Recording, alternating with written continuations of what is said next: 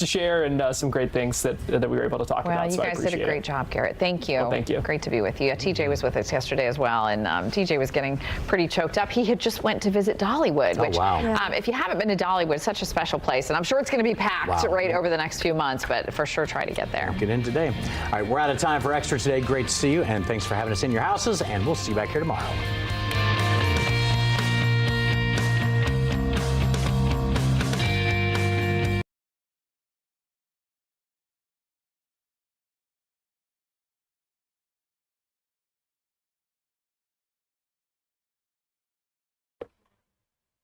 You're watching Fox 35 News Plus, streaming on Fox Local. Welcome into Fox 35 News Plus. We're going to jump right into it. Want to get you to Miami right now, where Governor Ron DeSantis is speaking. You see the placard there saying leading on emergency management.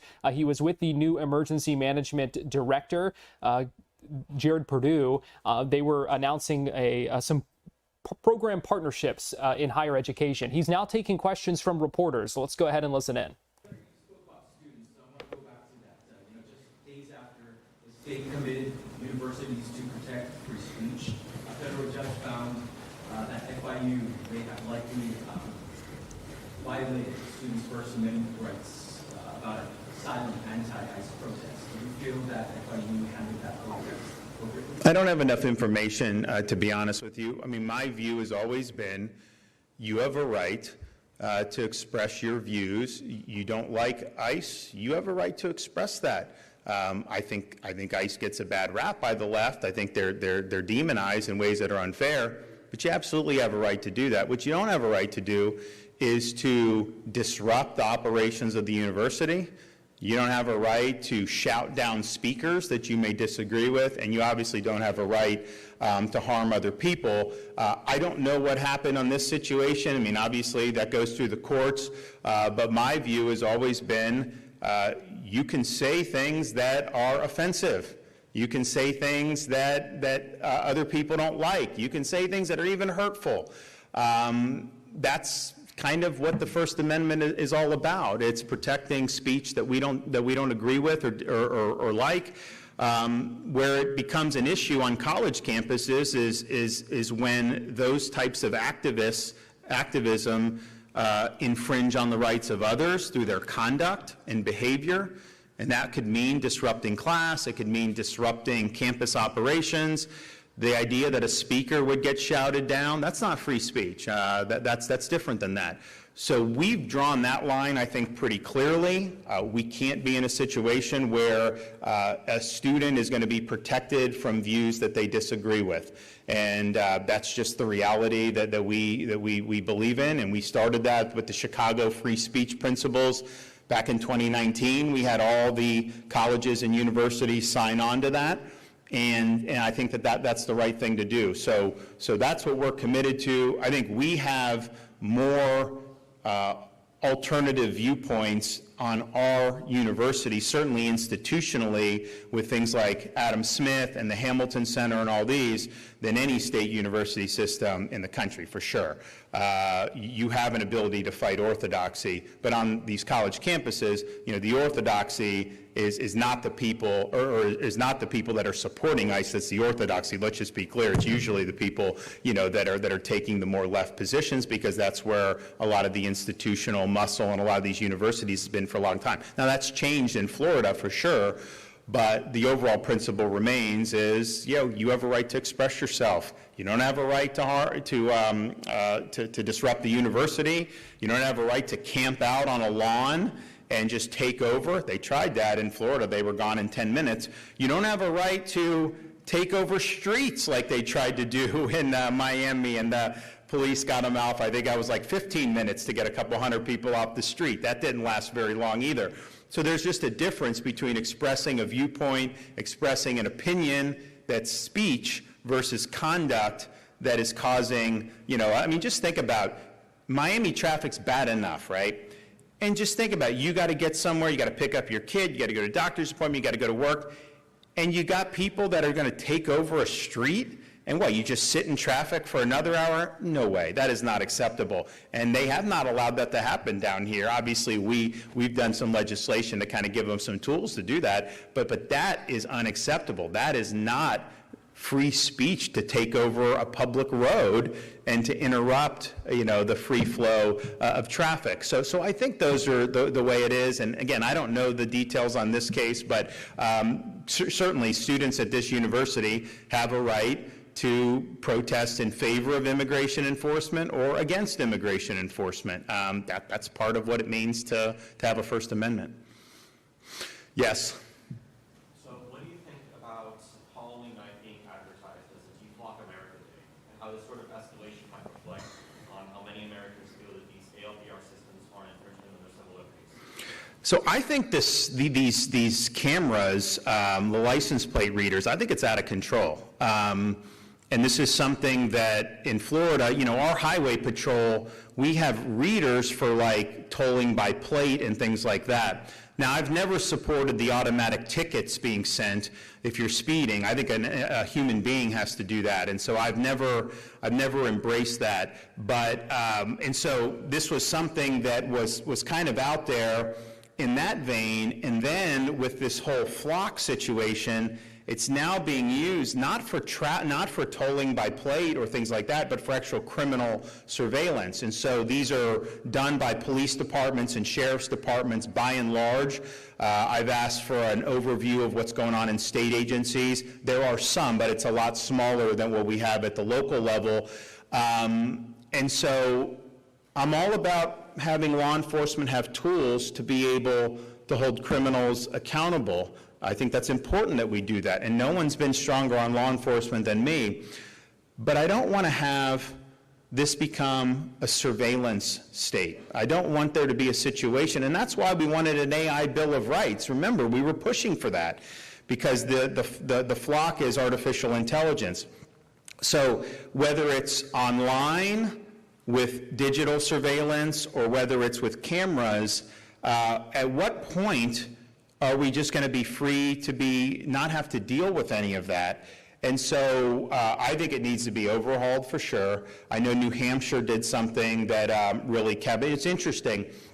They put something in a bill about using them on state, so the sheriffs and the police can use it on state right-of-ways. And I asked Jared, I said, well, is the state involved? State doesn't get any of the information or anything. It's just like they're doing it, so we don't even really know, like the police department or whatever. And when I see like a police officer using this to track like an ex-girlfriend, I'm like, what the hell's going on, with this? So I think this has happened very quickly. I think people are right to be concerned. I wanted an AI Bill of Rights that could have addressed this and other issues. The Senate passed a product, and the House in Florida, they wouldn't even do anything about it. Now think about it. All the stuff online about how there's, I don't want to be in a situation where these tech companies, a handful of tech companies, know everything about you and know where you're going. And I know they collect a lot as it is, but I think it's going to get a lot worse unless we have some protections for the people in Florida. And so it's going to need to be, but the only way it could be dealt with is legislatively. This is not something that, it's something that's being implemented primarily at the local level. And you're going to need the legislature to provide protections for people. So what I would say is if it's something you're concerned about, then I think you should talk to the people running for office, particularly for the legislature, and see. And I know New Hampshire has done something, and so I'm in the process of reviewing that because I think that would probably be a good place to start for us here. But this has happened very quickly. This is in the last few years. I think when I became governor, they had readers, but it was more to toll people going through the service plazas, or the toll plazas, which honestly we had a lot of toll roads when I became governor, and I wish we didn't have that many toll roads because you do a lot. That's why we did the toll relief here in Florida. We did a couple years in a row, 50% reduction. People were getting their bills cut in half. That was a good thing, and I'm glad that we were able to do that. But yeah, I think it's I think people are right to be concerned, and I think you got to have protections for people, but go after criminals, great. Let's all do that. But surveilling just regular Floridians' movements and how that data is used, that's a bird of a different feather. No, someone else. Do we have anyone else who didn't get to ask one? Okay, guys, thanks so much. We'll see ya. Governor Ron DeSantis taking some questions there and weighing in on the flock camera debate. It is something that has certainly gotten a lot of attention in recent weeks because of just some of the controversy that we have seen come up as we see more and more of these cameras, those license plate reading cameras in places across the state of Florida, across the country. Really. And so that is the governor saying that he believes in many cases this is something that has gone too far, that he doesn't want to see a surveillance state. And so that was Governor DeSantis asked about flock cameras and giving that answer. Took a couple of other questions as well at that news conference, again, where he was talking about emergency management and some partnerships now going into place with colleges and universities in the state of Florida. So we are just getting started here on Fox 35 News Plus today. We've got 4.5 hours of live streaming for you coming up, and we have a lot on the docket today. Want to give you a little bit of an update of a couple of things that we're watching for in Tampa coming up around noon. We're expecting to hear from Robert F. Kennedy Jr., who's going to be with Senator Ashley Moody. They're going to be holding a roundtable discussion and then speaking with reporters after that, talking about some changes to the student nutrition program in the United States. We're awaiting a news conference at the bottom of the hour where we're going to hear from Florida Democrats speaking in Orlando and calling out Ashley Moody for some of her positions on health care, some votes, and things like that. We are also monitoring a news conference, a virtual news conference right now where Equal Ground, a Tallahassee-based organization that is looking at building the power of African Americans in Florida's political system. They're calling out Byron Donalds right now for some of essentially saying they want to hear his stance on the Florida Voting Rights Act. So we'll get into that coming up in just a little bit. Let me give you a live look right now. Gatlinburg, Tennessee, continuing to follow up on the impacts, including here in Central Florida, across the country, around the world. The loss of Dolly Parton, memorials growing outside her home and in so many other places. We saw yesterday the Hollywood Walk of Fame and her star on that people were just continuing to leave flowers. And so a bit of a somber morning, a loss that many are feeling one way or another because she was just a cultural touchstone, an icon, a legend in so many ways. A breaking news story, developing story, I should say, that we are following this morning on Capitol Hill. The U.S. Capitol Police reporting that the U.S. Capitol Power Plant is under evacuation orders right now. So we don't have any details on that right now, but we are working to learn more. We are also following up on big news today where Meta, in its landmark social media trial out of California, has now reached a settlement. This is that trial we've been talking about a little bit that is alleging harms to children, that they knew about some of the addictive natures of social media platforms and marketing and things like that. And this was a trial that was going to be going on for several weeks. It had begun, but a settlement has been reached. We should note that Florida decided not to join that settlement. They were not part of that settlement. They were not part of the initial kind of claim there. And in a statement from the Attorney General, James Uthmeier, saying Florida did not join the settlement with Meta. The payouts to the states are peanuts compared to the profound harms Meta's profit-driven addictive features have inflicted on our children. This agreement is nothing more than a slap on the wrist for a $1 trillion corporation that has already paid more to its lawyers than it will pay the states. We'll see them at trial. That's the statement from Attorney General James Uthmeier weighing in on the latest. So we're following up on that today as well. Also, before we go to break here, it is National Dog Day. I don't know if you know that, but you know it now. And so we want you to send us pictures of your pooches. So scan that QR code. You can also go to fox35orlando.com/share and send in your pictures that way. We would love to see them today. been a lot of heavy news, and so this is something that can lift all of us up today. Send those pooch pics. We will start. I submitted mine just a couple of minutes ago.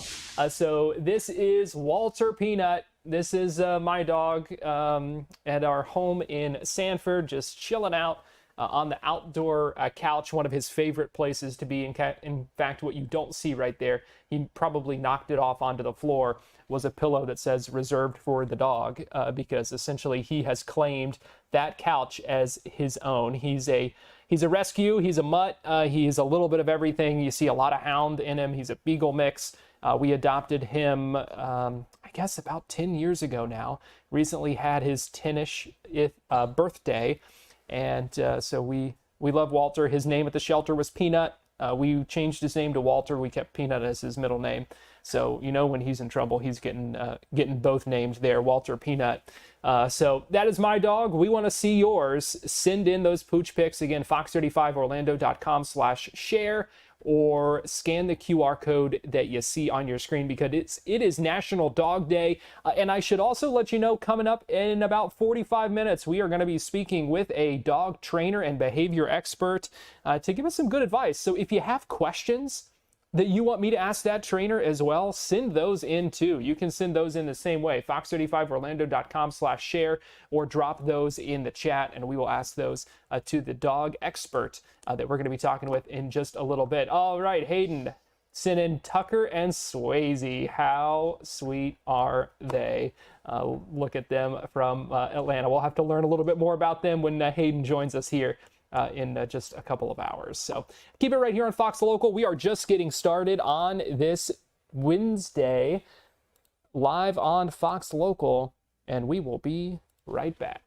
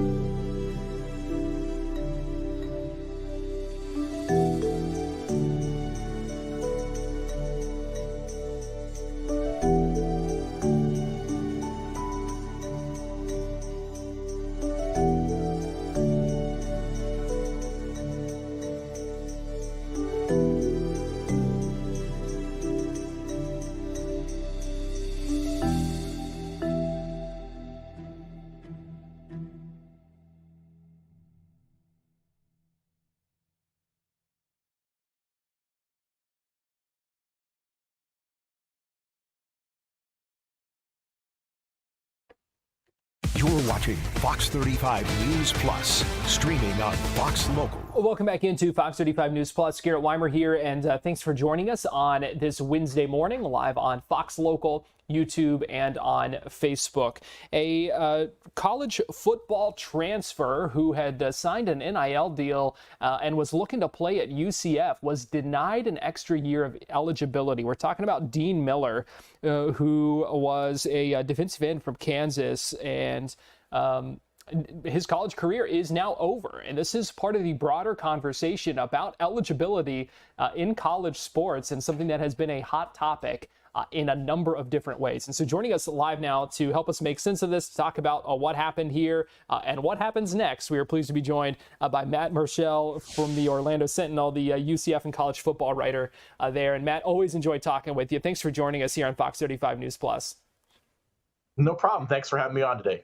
And so first, let's just start by talking about Dean Miller. What happened here and kind of set up this whole situation for us?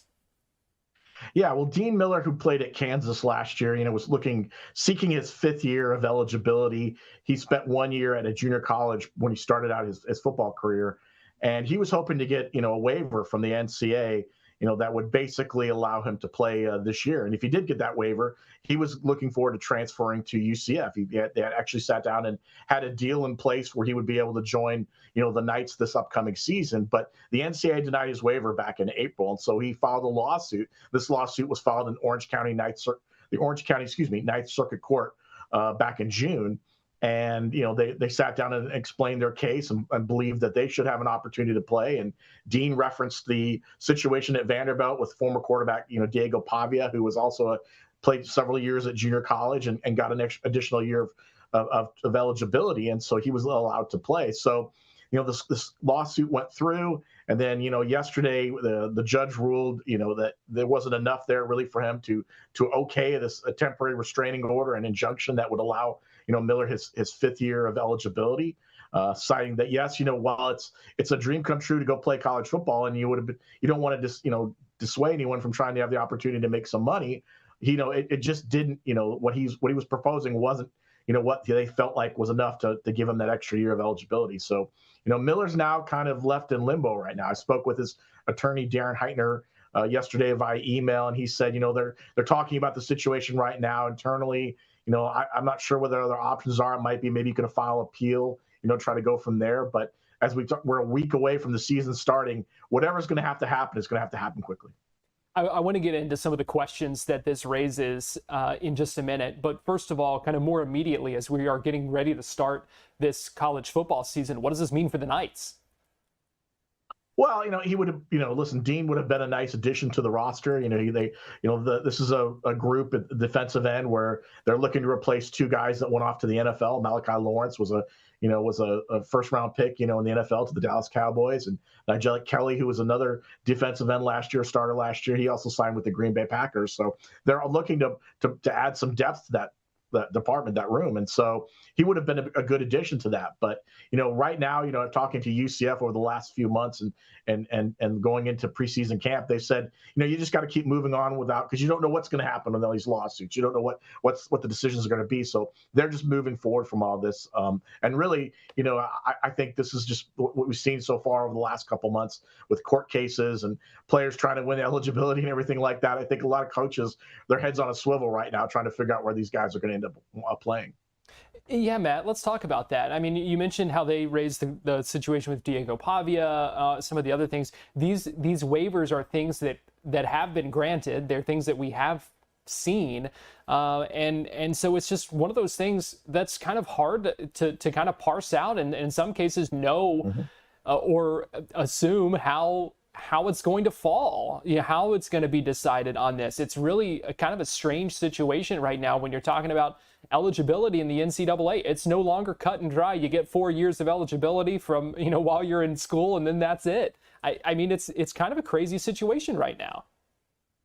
Yeah, it's a very crazy situation. In fact, a couple months ago, the NCAA just, put in a new ruling where they're going to allow players to do, 5 years of eligibility, and so you get rid of the red shirt, rule where, player could red shirt sit out a year, and now you get 5 years essentially. And even that rule raised a bunch of questions and forced a bunch of people to start filing some lawsuits. There was a Colorado U.S. District Court judge who had a injunction put on, a month ago, which basically said the class of 2022, their athletes were now eligible for additional year, a 5th year of eligibility. And that opened the window for UCF, for instance, for a linebacker, Cole Kozlowski, to possibly come back. And Cole was at practice during much of a fall camp, but then, the NCAA appealed and they won their appeal. And all of a sudden now those players aren't eligible to play unless they file their own individual lawsuits, unless there's an appeal that's won, by another player. So Kozlowski finds himself kind of in limbo where it's what's your next step? Do you file a lawsuit? Do you try to do a waiver?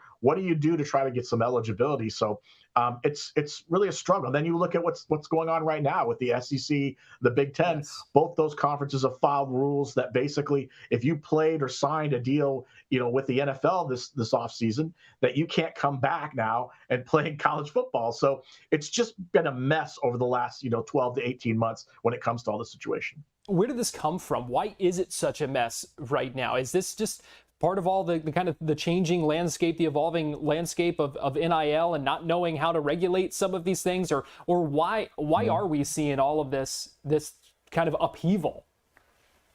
Well, a lot of it is because the fact that there really are no guardrails for these things, because like I said, it's when an athlete files a lawsuit or a group of athletes get together and file a lawsuit, and that lawsuit and they win that lawsuit, well, that kind of sets a standard. And then all of a sudden that opens the door for everyone else to kind of go around the country and do the same sort of thing, to file their lawsuits. The NCAA is basically powerless in a lot of these situations. They're spending more time sending lawyers to take care of these lawsuits and try to file appeals than they are really putting together rules to how to handle this stuff.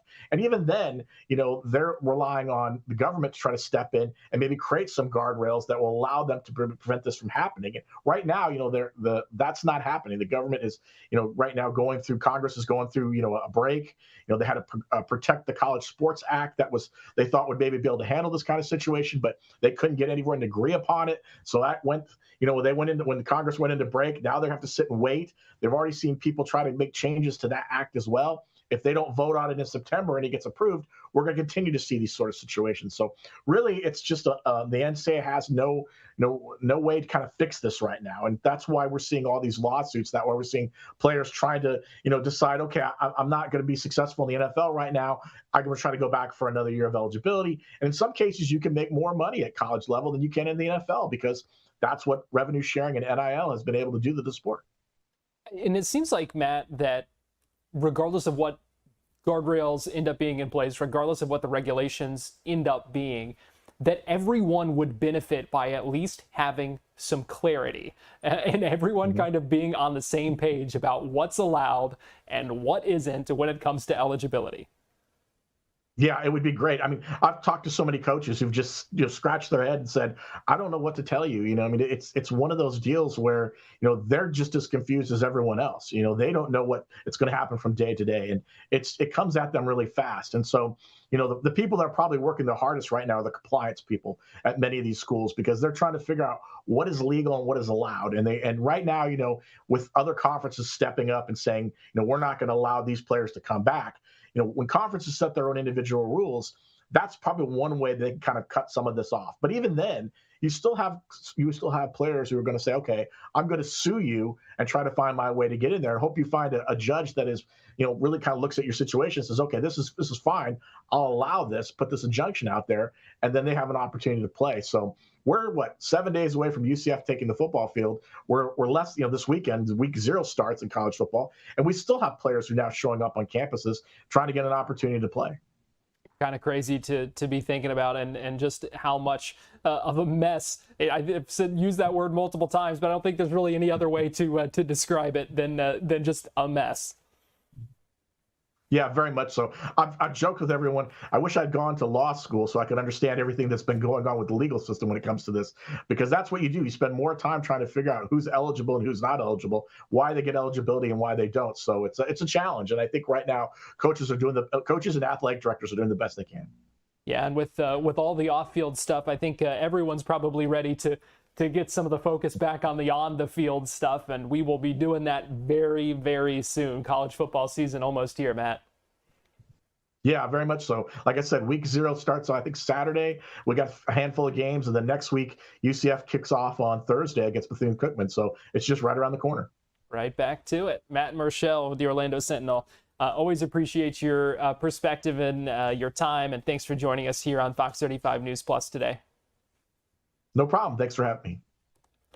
And we are getting ready to take a break here on Fox 35 News Plus. But before we do so, I do just want to, again, put that ask out for your dog pictures. We want to see those pooch pics today. It is National Dog Day And so send those to us. You can scan that QR code that you see on your screen right now. You can also go to fox35orlando.com/share. Do we have any new submissions yet? We've got a lot. That's what I like to hear. Let's go ahead and take a look at some of them right now. You saw my dog, you saw Hayden's dogs earlier, and we want to see yours. Share them. Be proud of them. Today is the day to celebrate them, and then once you see their picture here on our live stream, then you're going to have to give them a treat or something special. Fessy in Ocala, this is he's a rescue. How sweet. Doing what he loves best. Taking a little nap there. Boy, currently sleeping on a pink blanket. He looks very comfortable. Fessy up in Ocala. Carrie Marzak in Apopka saying hello to, it looks like we've got another Walter Dogsney, and he's our sturdy 22-pound Shih Tzu rescue dog, loves to cuddle, go for rides in the car, and devour the occasional ice cream cone. Same. He's at the expert level with his side-eye poses. Certainly a handsome pooch there. And obviously, Carrie, I am partial to the name Walter, so I love it as well. Another photo of Walter hanging out on a float in the pool. Let me know how you convinced him to do that, Carrie. I cannot get mine in the pool no matter how hard I try. I mean, I could throw him in. He already fell in once, so I think he might just be traumatized at this point. Maybe that's a question for the dog trainer. Again, we do have a dog trainer joining us at noon, so if you have any questions, submit those too. Any other pictures here we can take a look? Oh my goodness. Victor Perez in Orlando send in these two pups. Victor's best friends, not sure their names, but they are looking snazzy. Got the floral necklace, the lei, one of them wearing a sweater. I love it. That is two good looking dogs there. And then Archie, Shanna and Eustace sending us Archie, sitting pretty and begging a little bit there. But you know what? Hard to resist when Archie looks that cute. Send in your dog pictures, fox35orlando.com/share, or scan the QR code that you see on your screen right now. We're going to take a quick break, and we'll be right back.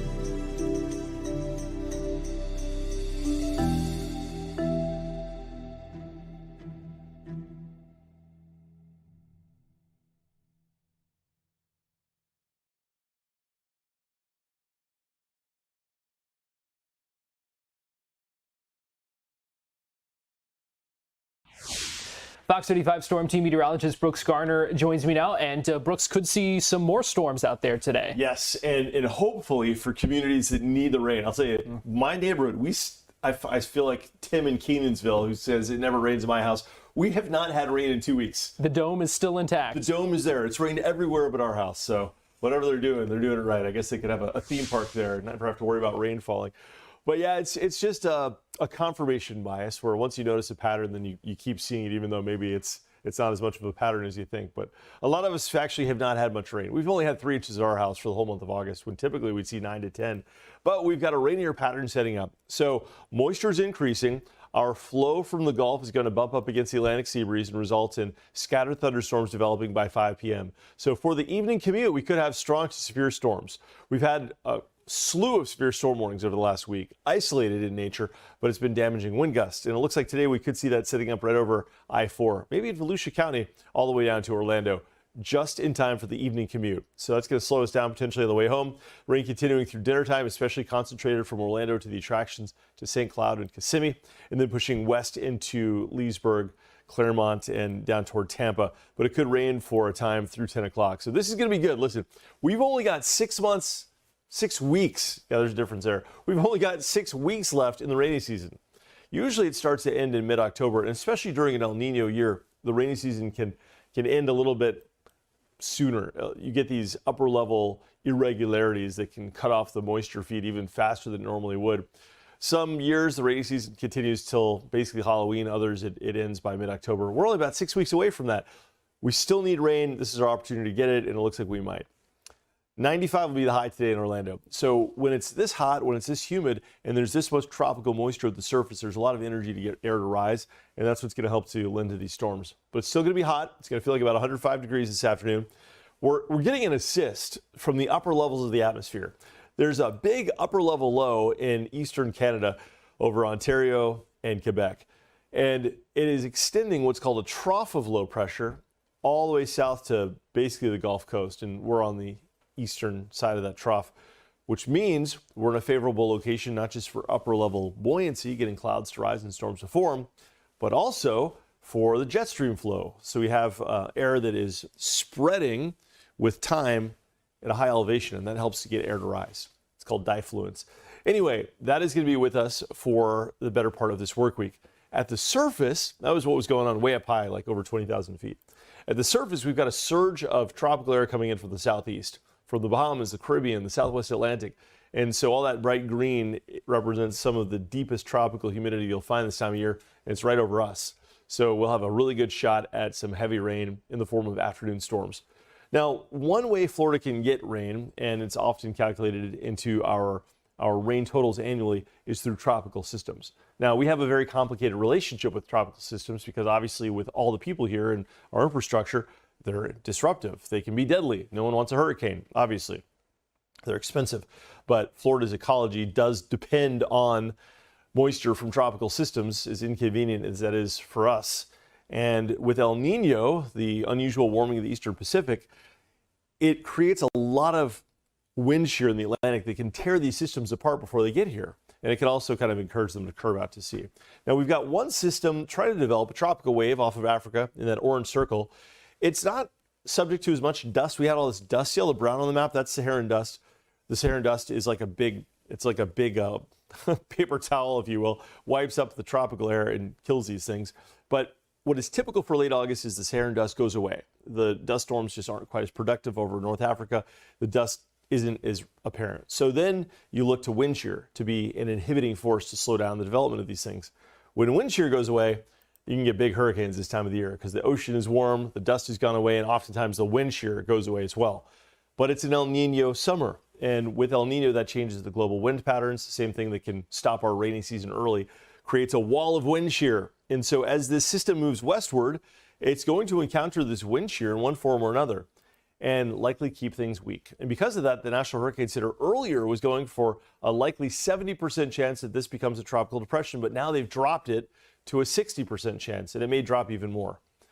If it does develop into a tropical system, it could become a tropical depression over the next several days or a tropical storm. The next name, and this is the crazy part, the next name is Dolly, which is kind of uncanny considering that we're mourning Dolly Parton's death at 80 years old. And she's a country music legend, of course, an icon, and it is a day of mourning for the nation. And so imagine that the next storm, just by coincidence, happens to be named Dolly.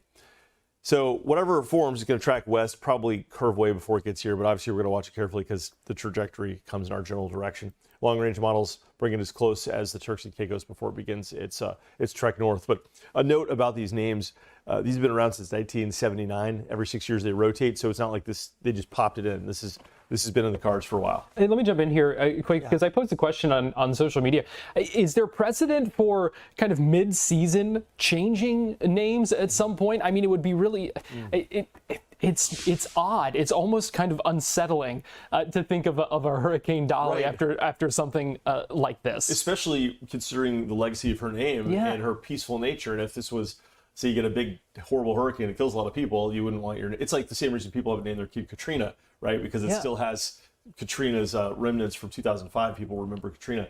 At least people in Louisiana and Texas don't name their kids Katrina usually. But to answer your question, no.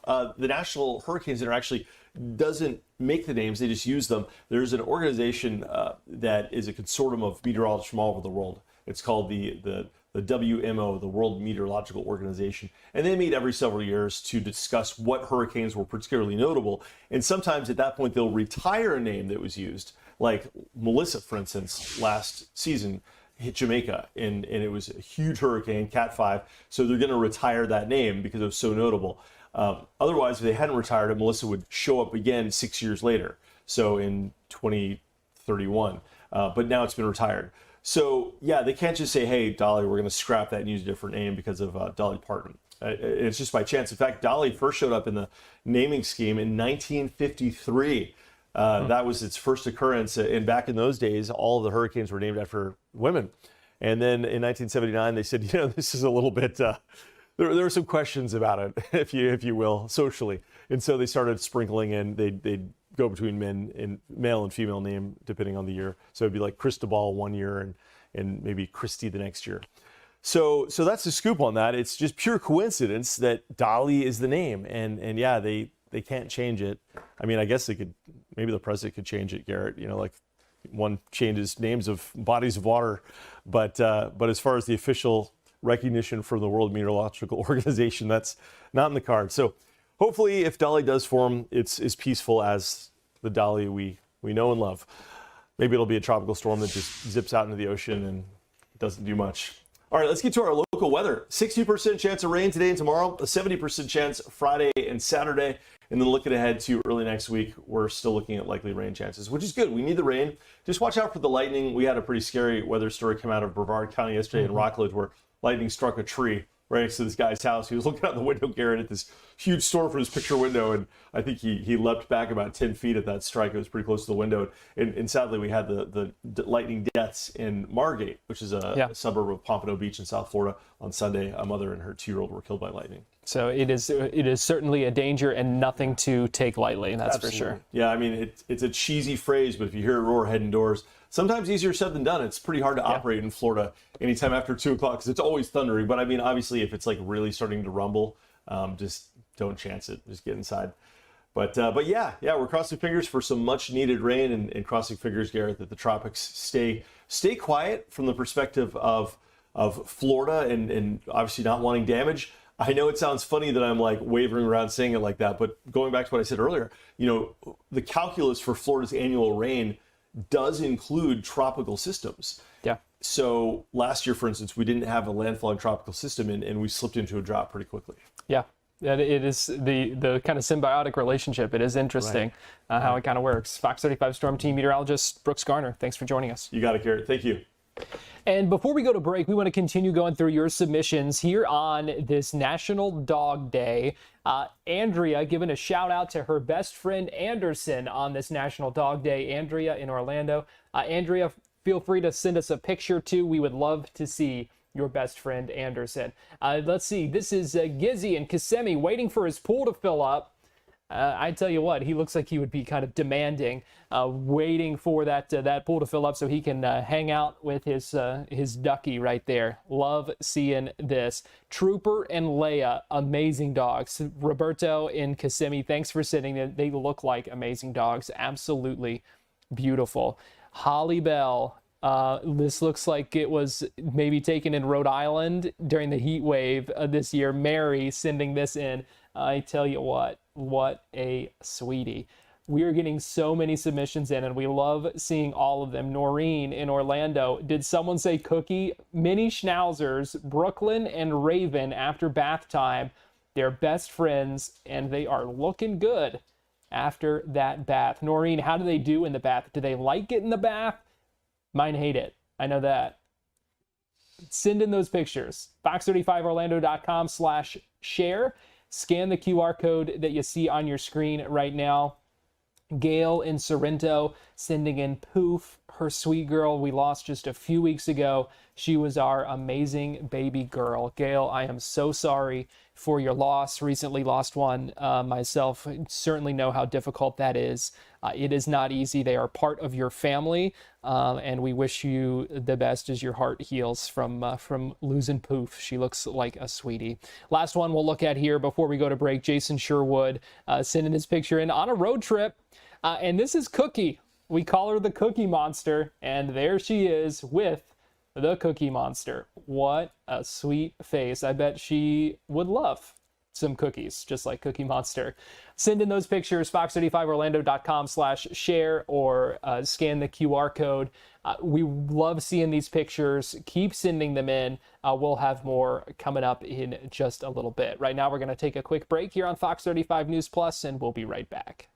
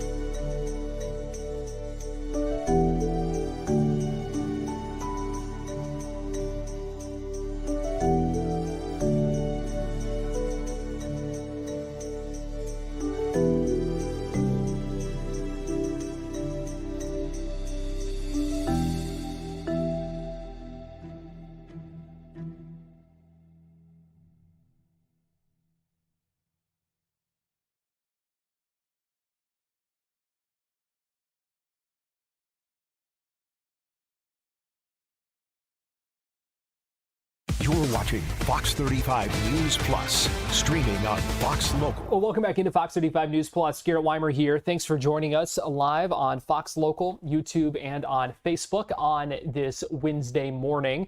We are tracking some more breaking news. TMZ reporting that actor Tim Curry has died. He had been dealing with some serious health issues for more than a decade. He was 80 years old. You may know him from the Rocky Horror Picture Show, It, Home Alone 2, so many different movies that you may know him from. Tim Curry dead at the age of 80. So we're continuing to follow that developing story, that breaking news as we head into the afternoon. I want to get you live right now to Orlando, where a group of Democrats is holding a news conference right now. This is State Representative Rita Harris, who is a Democrat state lawmaker from Orlando, speaking at this news conference where they're calling out Senator Ashley Moody for some of her positions on health care. And demanding some answers, some transparency from her, and explanations for some of her votes as well. I should note we're about to hear from Ashley Moody coming up at an event in Tampa in just a little bit. So let's go ahead and listen in live in Orlando right now as Representative Harris and others speak at this news conference. Too often, they take up time in an emergency room where they're sicker and care is more expensive. That puts additional strain on our hospitals and ultimately affect us all. And Ashley Moody also has to answer questions about her record here in Florida. While she was Attorney General, her office signed a Medicaid settlement that directed $10 million to Hope Florida Foundation. That money later moved through nonprofits, with millions ultimately going into political activity. Floridians deserve to know what happened, why there weren't stronger safeguards, and who was held accountable. Ashley Moody wants to cut Medicaid in Washington while Floridians are still waiting for answers about millions from a Medicaid settlement that moved into politics under her watch. Floridians aren't asking Washington for a miracle. They're asking for health care that they can afford, medicine they can afford, and leaders who will fight to make both costs less. And frankly, that's the least that they deserve. Now I'm going to hand it off to Tess, who's going to speak as well, and I'm really happy and proud to be able to stand at this podium with her. Thank you. Thank you, Rita. Hello, my name is Tess O'Hara, and I live right here in the Orlando area. When I was diagnosed with multiple sclerosis in 2018, my world was turned upside down. What started with going completely blind in my left eye in 5 days began a descent into a body and self that I no longer recognized. I've experienced pain like the sensation of being burned alive or being gouged with phantom knives without any warning. I've had muscle spasms where my limbs move uncontrollably or simply not at all. And at times, even my voice has failed me. For me, recovery meant retraining my eyes to move in tandem and relearning how to walk in a crowd without falling. It meant rebuilding a body shattered by weeks and months of simply trying to survive. When my sister was diagnosed with the same invisible and incurable disease as me in 2020, I knew that I had to speak out, speak up, and advocate for all of us.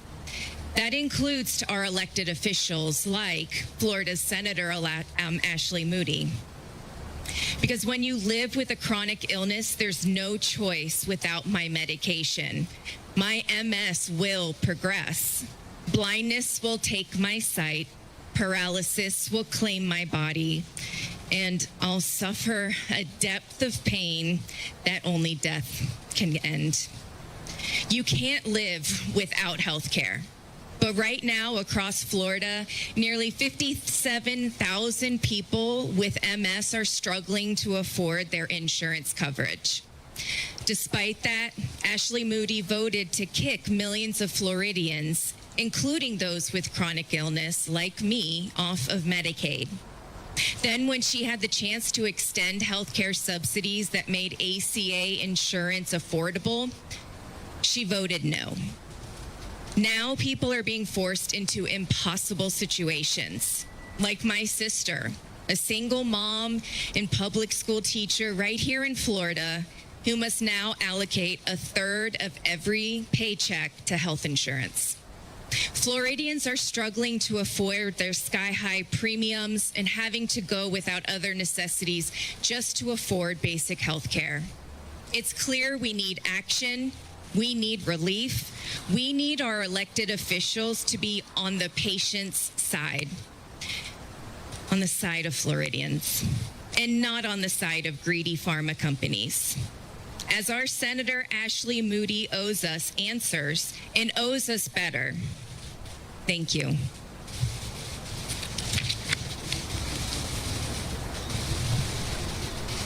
And now I'm going to hand it off to our last speaker, Susan Wynn-Miller. Good morning. My name is Susan Wynn-Miller. I'm an Orange County resident, and more importantly, my husband and I are Medicare recipients. Like many other Floridians, we're dealing with premium increases for our health care.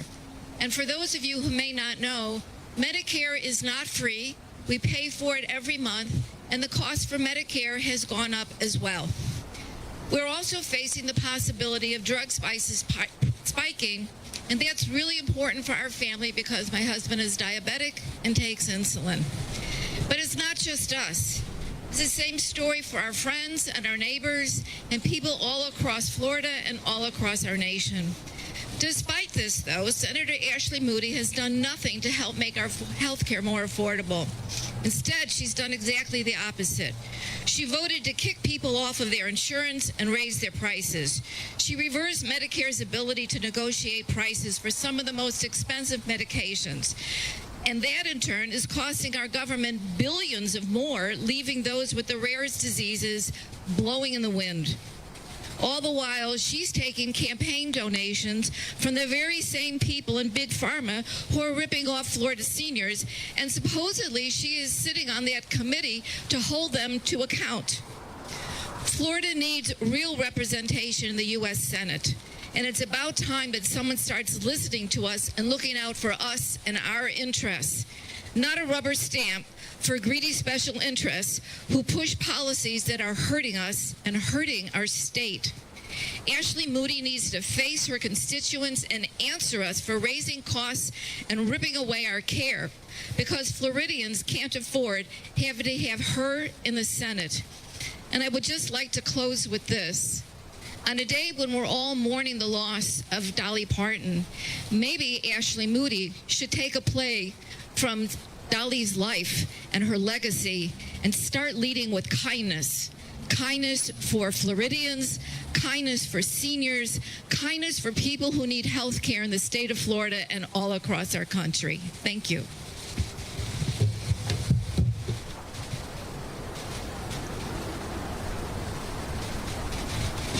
Thank you. And if there are any questions from press for the panelists, feel free.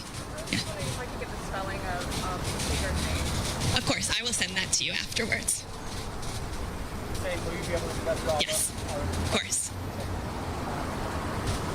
Great. Well, thank you, everybody. Thank you for being here. Thank you to our speakers. And that's a wrap. Thank you so much. I appreciate it. Florida Democrats in Orlando holding that news conference there where they are talking about calling out Ashley Moody for some of her positions on healthcare and some other issues as well. Meanwhile, let me give you a look in Tampa right now. It looks like maybe some sort of classroom. You see the plush frog, some things on the door there or on the wall, maybe in the inside a library. We know there was a roundtable discussion that Senator Moody was taking part in alongside the U.S. Health and Human Services Secretary Robert F. Kennedy Jr.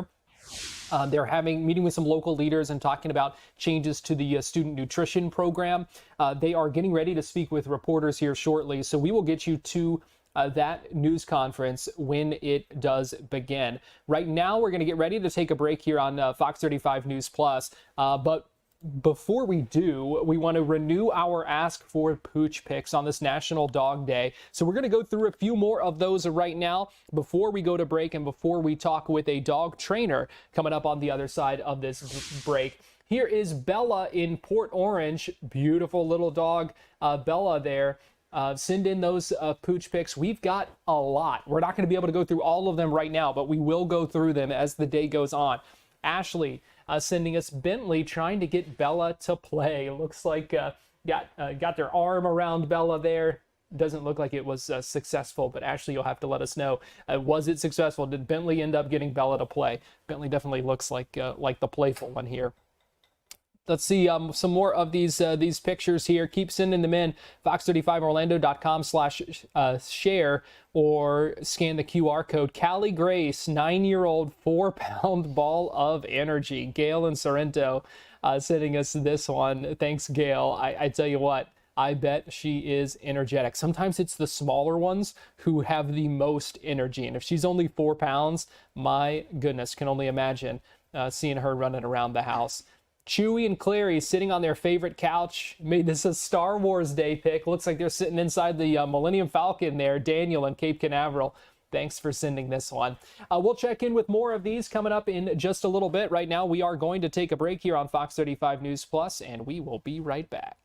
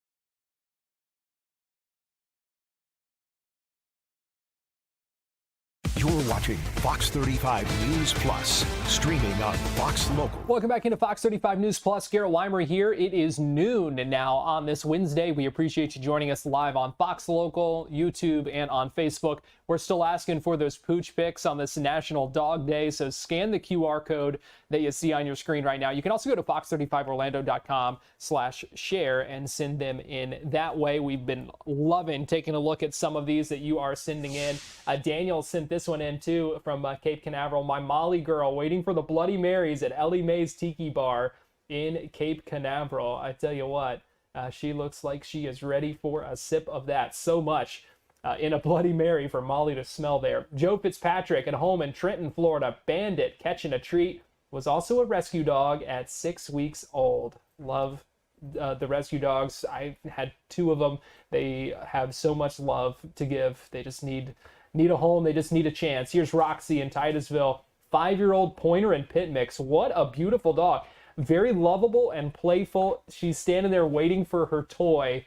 Happy National Dog Day from us to you, and happy National Dog Day to all of you out there. We'll take a look at more of your pictures coming up in just a little bit, because we are pleased to be joined right now by Steve Scott, who's a canine trainer and canine behavior expert, joining us live now via Zoom. Steve, we really appreciate you joining us here on Fox 35 News Plus. We're happy to talk with you on this National Dog Day. No problem. Happy to be on. Thank you so much for having me.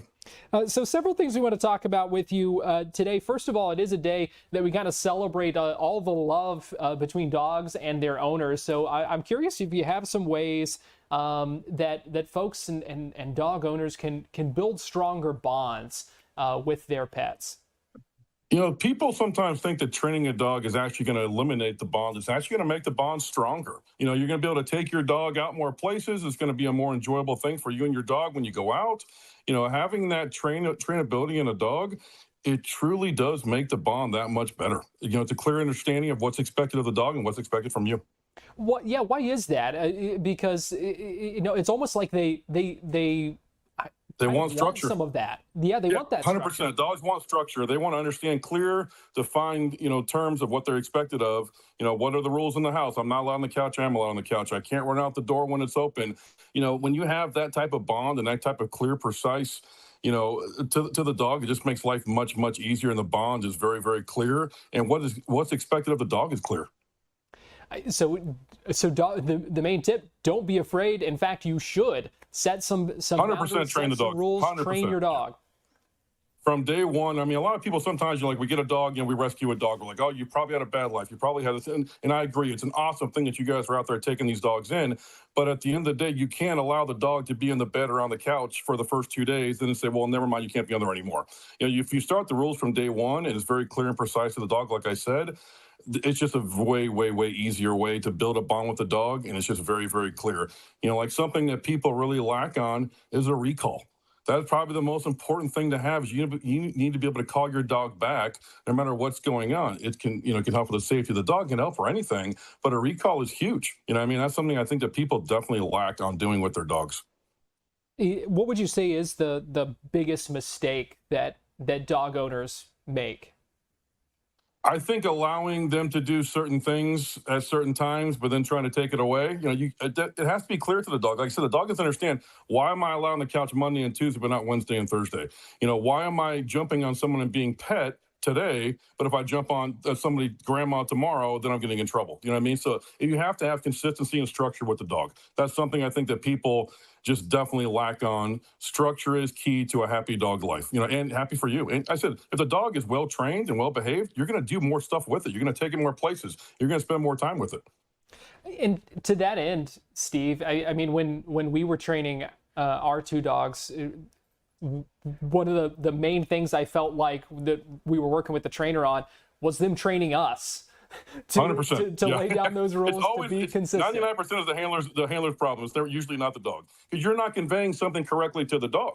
You know what I mean? Dogs are very simple creatures. If you explain it to them in dog language, which is very simple, 1, 2, 3, ABC, you know what I mean? The dog will understand it, but it has to be consistent with you, your wife, your daughter, your son, and there can't be too many variances with the dog and with the training itself. But no, 100%, 99% of the problems are with the handlers, with the families. So what? Dogs are easy. People aren't. That's a great point. Yeah, and then like once you start doing it, it's like I started realizing, man, like we thought we were doing good things with our dogs, and in some ways we were, but really learned, wow, I do need to be more consistent about this. 100%. Take charge. Kind of let them know that Dogs are looking to be led. Dogs are looking to be led. They want someone to lead. You need to be the alpha in the relationship. And that does not mean being mean or anything of the sort. What it means is that the dog is going to have structure, it's going to have rules, and it's going to follow that. And I said again, that makes the bond so much better. With the dog and you and your family. Because I said the dog is a joy to be around then. If every single time you open the door, the dog runs out and you're worried about it, or every time somebody comes over, the dog is jumping on someone, you're worried about it, the bond and the life of the dog is a little bit less than what it could be. Because it's not interacting as much with the family. What makes a dog happy? What gives the dog a fulfilled life? Structured life, love, pet, exercise. There's a wide thing that there's a lot of things you can do with a dog to make them happy. They're very simple creatures. It's not like some crazy thing you have to do to make them happy. You can go out there and give them a belly rub. Go out there and go take them for a walk. And the walk can consist of training also. You can stop, make them sit, make them down, make them stay on that walk. So that's also building structures, building a bond right there. A dog working for you, truly that wants to please you, that bond is going to be way, way stronger for a dog that's not trained.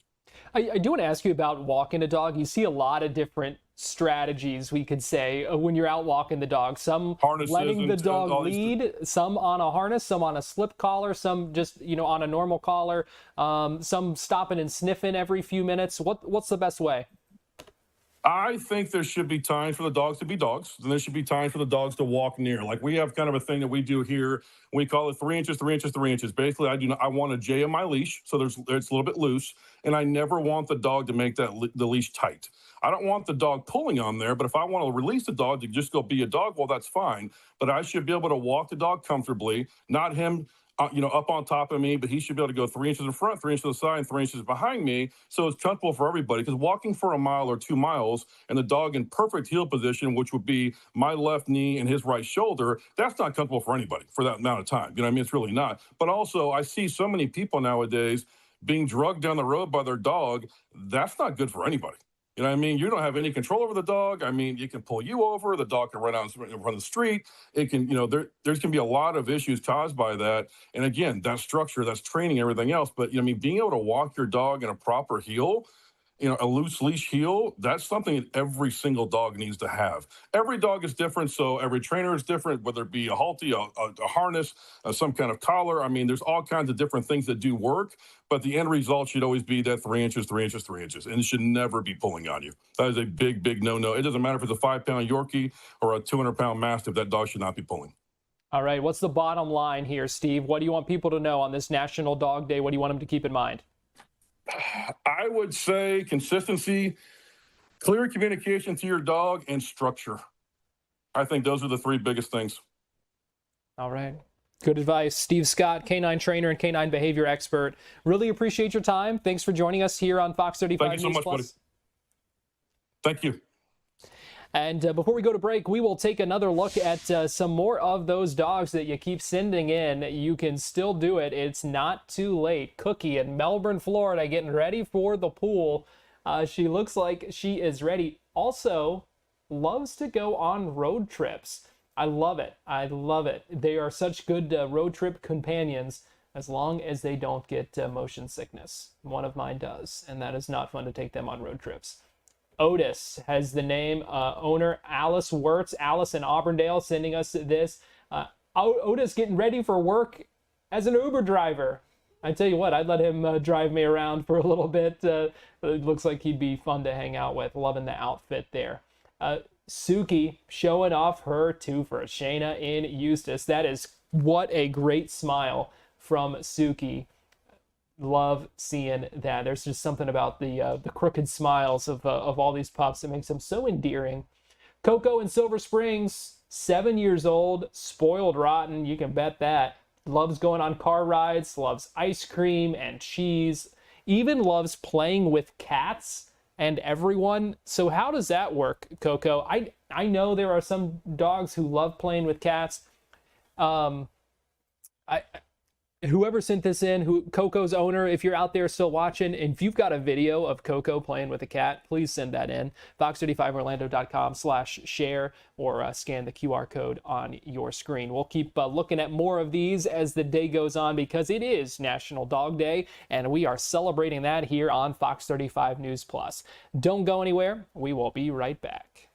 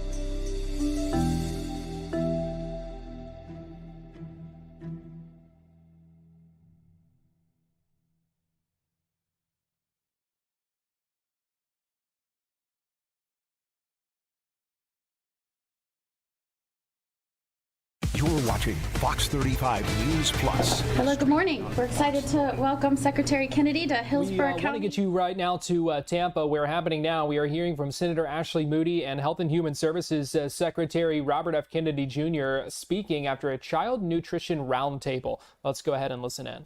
Kid nutrition and healthy options and what we're doing to make sure we're encouraging healthier habits and healthier kids. So with that, we'll turn it over to Secretary Kennedy. I'm very, very happy to be here. We wanted to make this announcement here because this is one of the largest school districts in the country. It's the largest in Florida, the 7th largest in the country, but it also has a reputation for making nutrition a priority with the kids. It has a model program. We're announcing today a $32 million DEPEND program, which is going to help schools transition. Those schools, particularly those schools that are that have lost their kitchen facilities, or schools that are trying to transition to more nutritious, more nutrient-dense food, to help them do that within their existing budgets. And the website goes up today. And we will begin making awards, I think, within 2 weeks. Emmy Durkia with WFLA, pleasure having you here. How would schools be able to access the DEPEND program? Is it application-based? Is it grant-based? Do you select the schools?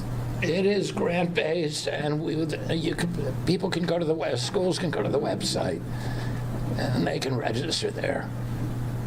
Carrie Sheridan from WUSF and NPR. The federal government canceled $660 million in funding for farm-to-school programs, local food programs last year. How does a grant program like this of only $32 million really attempt to replace that? The programs that were canceled were programs that were not functioning. Our kids are not getting healthy meals in their schools. We've now flipped the food pyramid. We are aligning $405 million a day in food subsidies to schools to get them, to allow them to make this transition. We announced last week the final rule for the school lunch program, which serves 30 million kids lunches a day and 15 million breakfasts a day. We're also realigning the military. We've already realigned the Head Start program, almost $1 billion.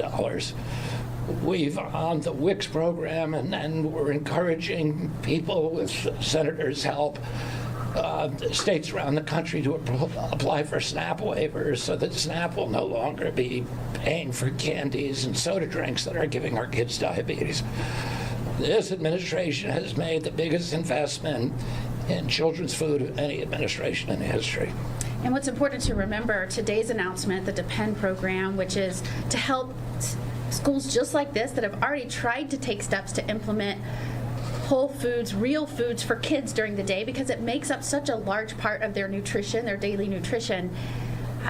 The DEPEND program is just the implementation and studying of the efficacy and implementation of taking harvest to hallways. And just a few days ago, it was great to hear Secretary Kennedy and Secretary Rollins announce harvest to hallways, which is meant to get whole foods straight from farms into the schools, and they've dedicated millions of dollars to ensuring that happens as well. So we're really looking forward to starting to see some data and evidence-based programs to show that these new approaches are working for our kids and our nation's health in the future.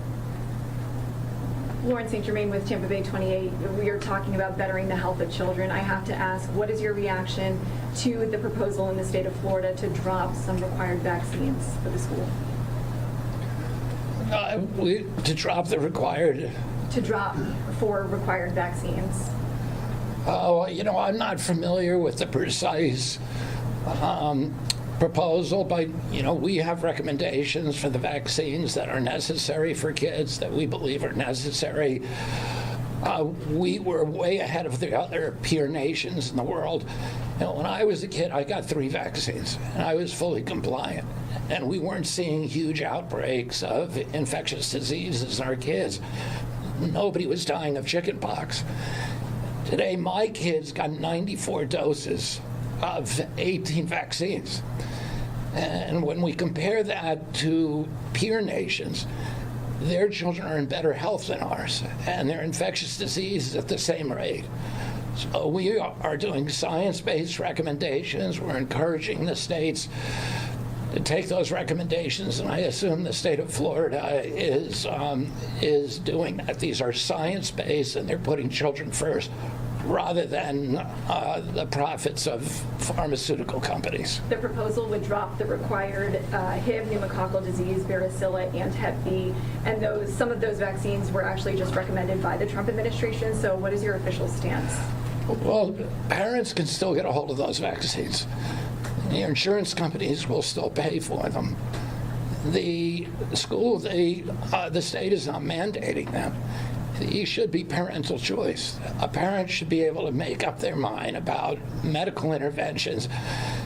Vaccines are a medical intervention, the only one that's given to healthy kids. It is designed and intended to permanently alter your immune system. And so parents ought to have a say in that, and the decision should be between the parents and the physician, and not the state. Do you think? Next question. Yeah, Mitch Perry, Florida Phoenix. Secretary Kennedy, wanted to ask you, public health crisis we've got with measles going on in the country right now. 2 people died yesterday in Pennsylvania. Governor Shapiro from Pennsylvania made some comments yesterday, said your actions, the rhetoric coming from the administration are having a negative impact on communities across America, particularly in Pennsylvania. He says at least parents in a position where it's harder for us to do our job to protect our children. Comment on that? Yeah, I have a couple of comments on that. One is that we're trying to get information about those 2 casualties. According to a statement that was released by the Lancaster County Commissioner today, they cannot find any measles deaths in Lancaster County. and they complain that the governor will not give them that information. The CDC tried to get that information from the governor yesterday, and the state is refusing to cooperate. We're doing a better job than any country in the world at controlling the measles outbreak. This is a worldwide epidemic, and it's happening because of the lockdowns, because many kids did not get vaccinated during the lockdowns. And then you had a dramatic diminishment of public faith in the regulatory agencies during the COVID period because of government overreaching, because of the gaslighting and the manipulation. So, and even in my discussion with Governor Shapiro yesterday, when he said to me, well, we've seen this big drop in vaccination rates in the state from 97 to 92.3, he admitted on the phone that it all happened during the Biden administration. Since I've been in office, since President Trump's been in office, there's been a 0.1% diminishment. We are actually restoring faith in the public health agency, so people will take our advice. And our advice is that people should get the measles vaccination. There are certain communities and certain religious communities that won't do that, and we want to take care of those kids as well. So, you know, Mexico has 11 times the amount of measles cases as we do. Canada has 4 times the amount of measles cases. Britain has 2 times. We've done it every place there's been a measles outbreak. I've sent the CDC in to cooperate with the state health agencies, and we've brought it to an end overnight. And the only state that won't cooperate with us is Pennsylvania, and we can't get any information. The press is all covering this as if those measles deaths actually happen. But nobody's doing the little bit of critical inquiry to find out. We're trying to figure out whether, you know, who those deaths were and whether they actually happened, and we can't figure that out yet. Next question. So you go ahead. Valerie Smith, WMNF. Are either of you, this is for both of you, concerned that the reduction in funding for SNAP and the reduction in eligibility for SNAP will reduce access to food for children of families on those programs or who have been kicked off of those programs? The only people kicked off of SNAP were people who were not eligible for it. It was illegal for us to pay to give them. They were not eligible because their income is too high or because they were illegal aliens, and illegally we're not allowed to give them that. So, you know, I don't think it's going to have that much effect. So, last question. Yeah, Martha Kellner from Sky News UK here, sir. I'm wondering, you fought very hard to get a ban on 7-OH. People also say that natural leaf kratom is addictive. What are you doing to fight that scourge? Well, FDA is looking at that issue right now. The Justice Department dropped its case against Feel Free, and Maha Pak received a $1 million donation. Does that have anything to do with the DOJ? I don't know anything about either of the things that you just said. I have no idea who the $1 million donation. It was from Terry Ross of Feel Free. Okay, well, I don't know anything about that. And I don't make decisions for the Justice Department. Are you in the pocket of Feel Free, sir? Excuse me? Are you in the pocket of Feel Free? Thank you very much for joining us today to talk about our kids and their healthy futures, and Florida is going to continue to lead the way. Thank you so much for being here. We appreciate it. Thank you.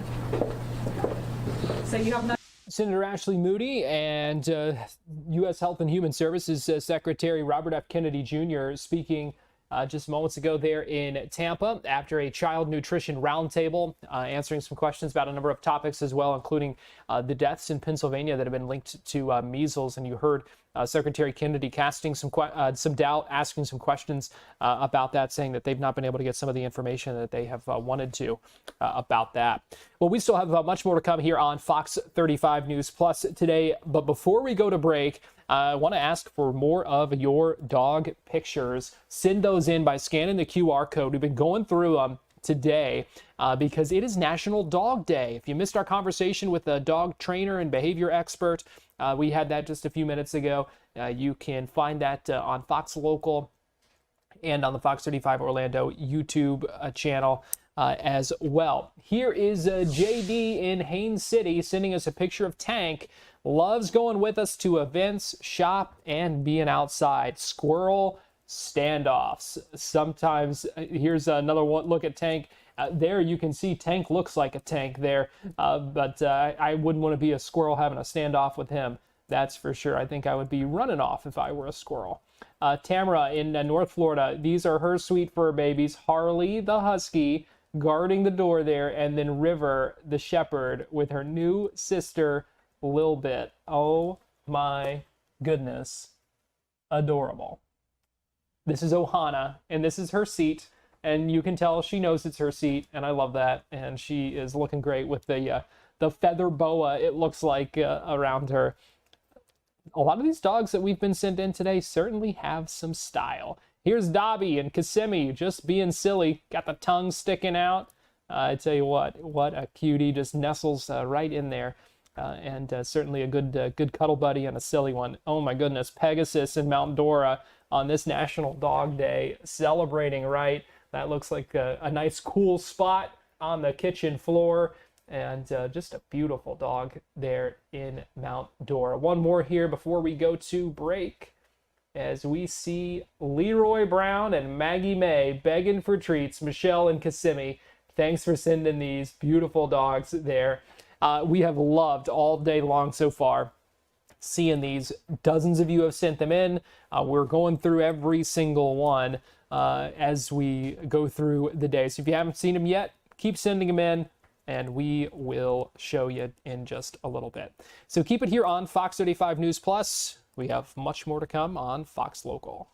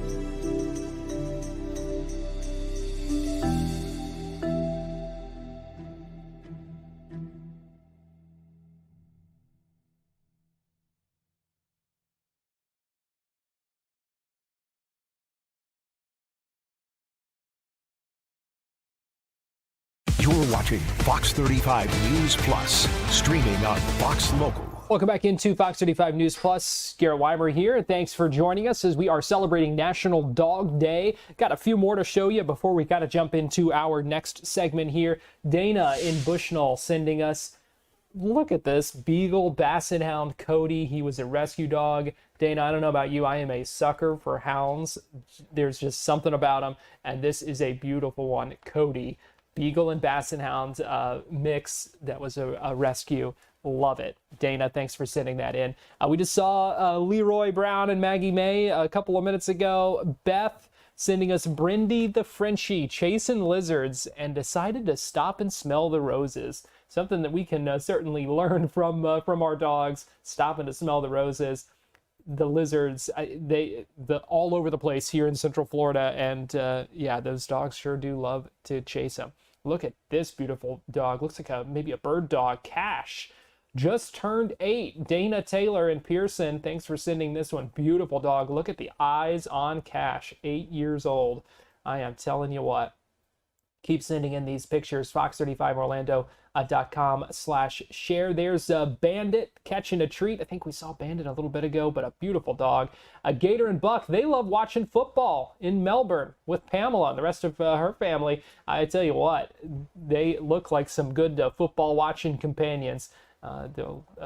It looks like one of them may kind of be laying on top of the other one too, but they look nice and cozy and ready for football season. So I'm sure they're just as excited as all of us for football season to be starting back.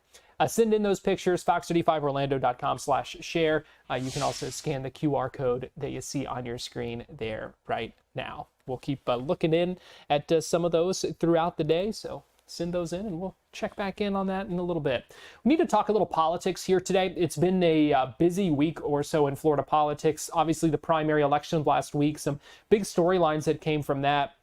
And then also the announcement yesterday of Byron Donalds' running mate, Brian Avila, who is a state senator, former state senator from South Florida, made that announcement in Miami yesterday and then made a couple of different stops across the state.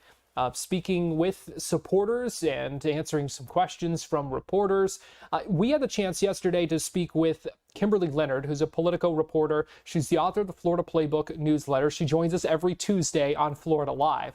Now, if you were with us yesterday on Florida Live, we were following the breaking news of the death of Dolly Parton and sharing a lot of memories, hearing from you who shared a lot of good moments and photos with us as well, and we loved going through that. So we had the chance to speak with Kimberly Leonard to get her reaction and her take on the naming of Brian Avila as the running mate for Byron Donalds, kind of what the campaign looks like now as we shift from primary election mode to general election mode. Kimberly, let's talk about this new announcement from the Republican governor candidate today.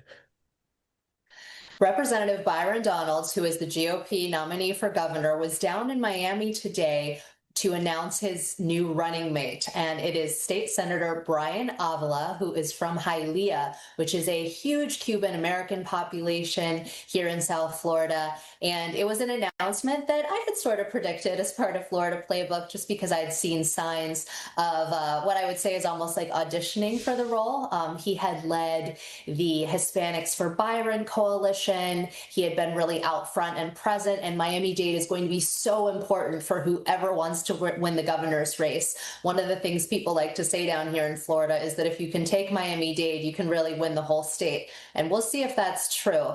And so it's a big sign of how important Miami-Dade is. Avila has a lot of credentials that are really attractive to anyone at the top of the ticket, given his relationships in the legislature, given that he, as I said, is from an important part of the state. He also introduced a bill on data center regulations that became law. So that's a really big deal as far as that goes, because it's a huge topic here. And he is a member of the military. So all those credentials put together really kind of pushed him over the edge. And he and Byron Donalds are traveling to Sanford. I believe they're doing a kickoff event there as we speak, and then they'll be headed to St. Pete.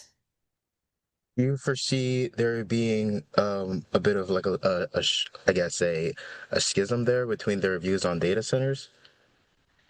Well, no, I think that Byron Donalds has had to sort of soften his views on data centers. And I think a lot of that probably has to do with the fact that polling shows that people are very wary of data centers. You know, they use up a lot of electricity.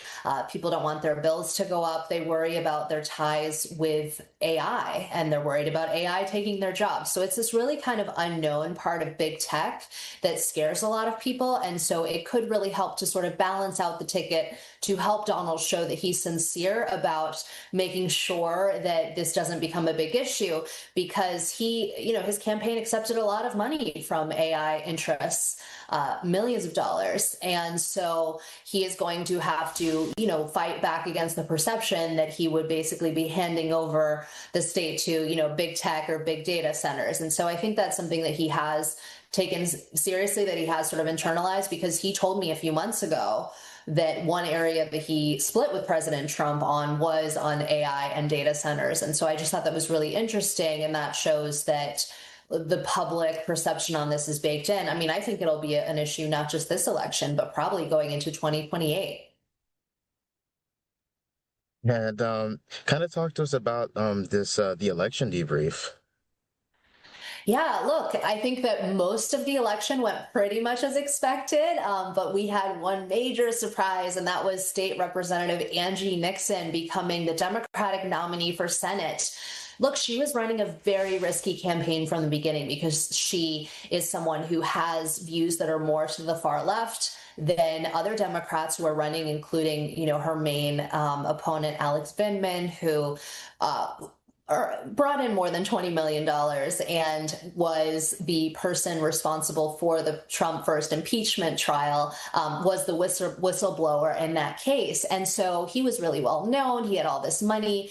And Representative Nixon just stormed the state. I mean, she was at everything. I remember tuning into, town halls here and there across the state, and Alex Vindman wouldn't be there, and she was there at every single one of them. One of them, I remember, she actually even did from her car. She was the passenger in the car and answered questions.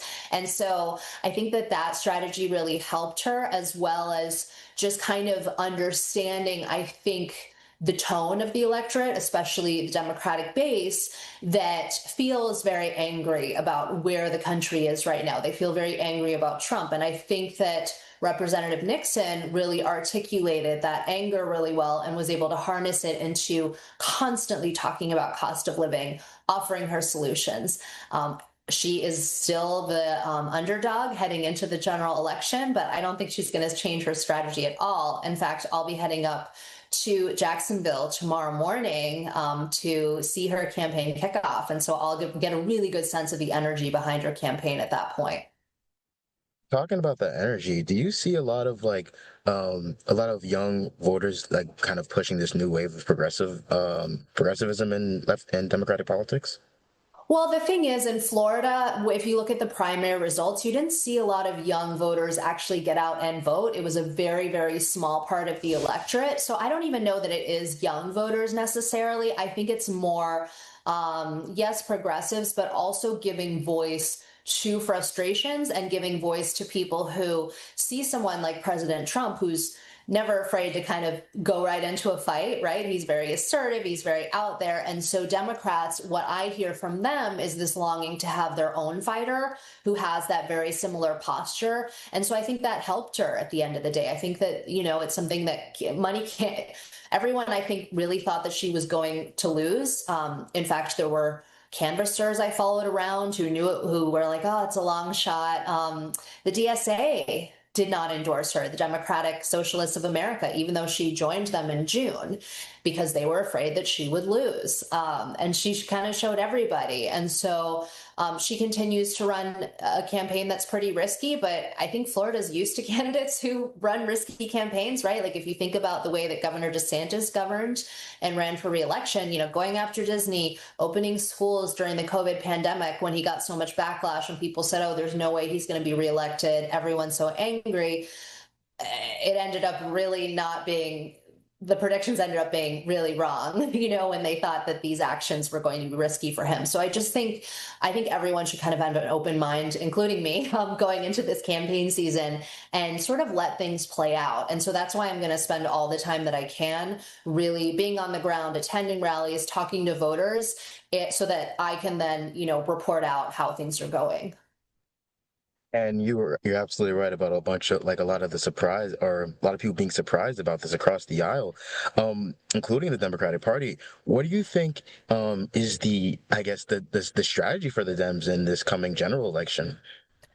The party itself is having a hard time kind of wrapping their heads around this. They spent the weekend sort of regrouping, and they put out a statement of hope where they will be unified. But look, this is not the ticket they expected to run. When I say they, I mean the establishment. They were hoping to run a more centrist type of message. And one of the big reasons, as we talked about sort of at the beginning of this interview, has to do with the large Hispanic community that we have in Florida. A lot of people and their family members who fled socialism in Latin America, who have very, traumatic associations with their past lives and see Florida as a place to be free from oppression and from socialism. And so that's why it's a difficult sell here.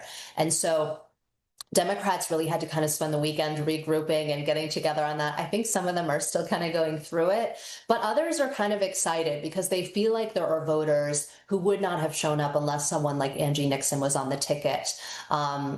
If you look at Miami-Dade, for example, a county that she won, more Democrats showed up to vote on primary day than Republicans. This is a county that has gone Republican the last 2 election cycles. So clearly people are motivated. And, I think that once everyone kind of like regroups and thinks things through, they are going to have to figure out, okay, how your message, David Jolly, candidate for governor, is going to be more centrist. Angie Nixon's going to be more leftist. How do they kind of pair up when they can, but then, kind of split apart at other points? And so that'll be something that I'm sure they already are talking about working out.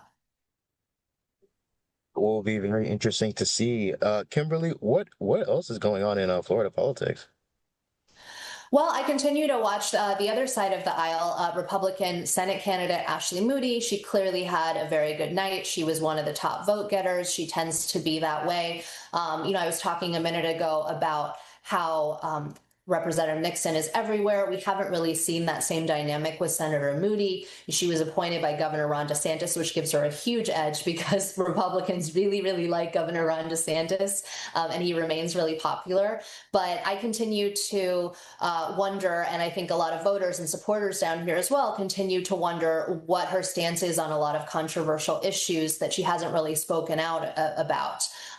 When I talk to other candidates who are down here, like Representative Donalds, who I talked to today, they're very open about their views on all kinds of things. And Senator Moody has had more of a low-key campaign. And look, that may work for her, but we are going into this election 2.5 months away from it happening without really knowing a lot of her views. So I continue to watch that shift, and hopefully we'll be able to find out a little bit more about some of her perspectives on things heading into this primary season. And I don't know if she'll debate either. So that's another thing that I think is worth watching.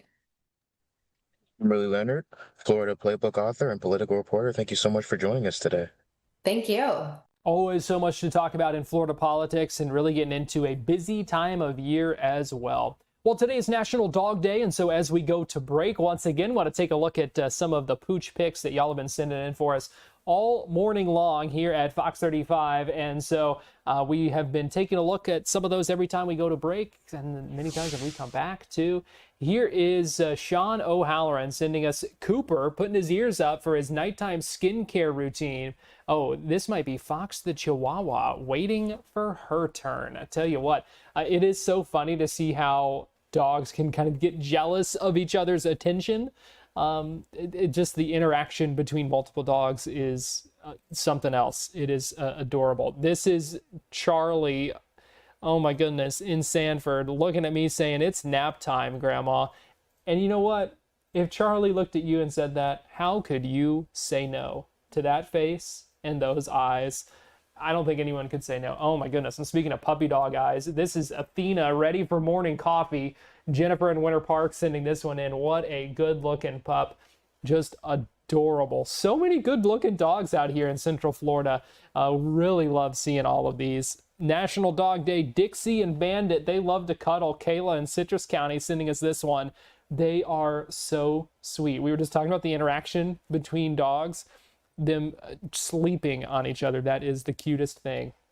Send in more of your pictures, fox35orlando.com/share, or scan the QR code. Last one we'll look at here, Joe at home in Trenton sending in Spinner. What a good looking dog right there.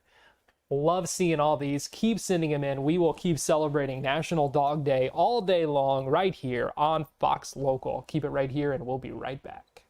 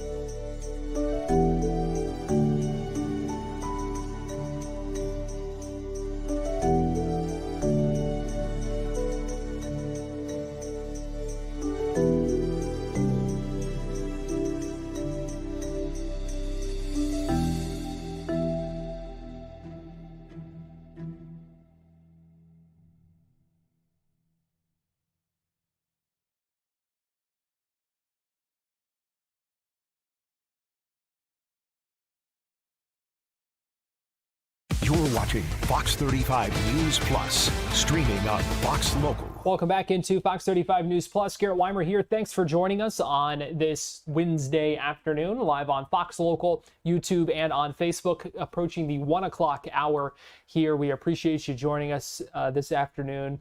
A lot of things we are tracking, a lot of things keeping an eye on.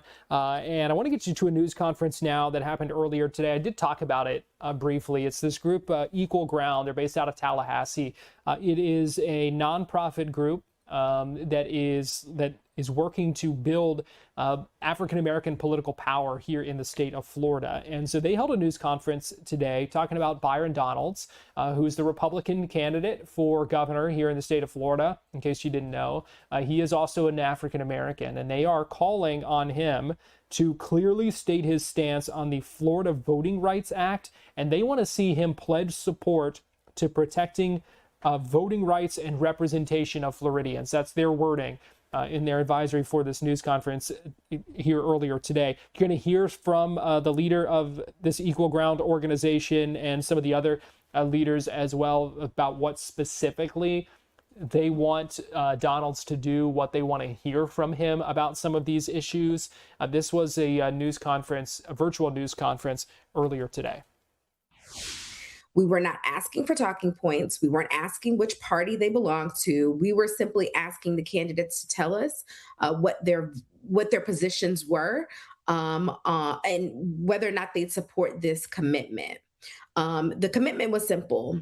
Will you support the Florida Voting Rights Act and the work to pass it if the people of Florida elect you as governor? That's a question we think every candidate seeking the highest office in our state should be prepared to answer.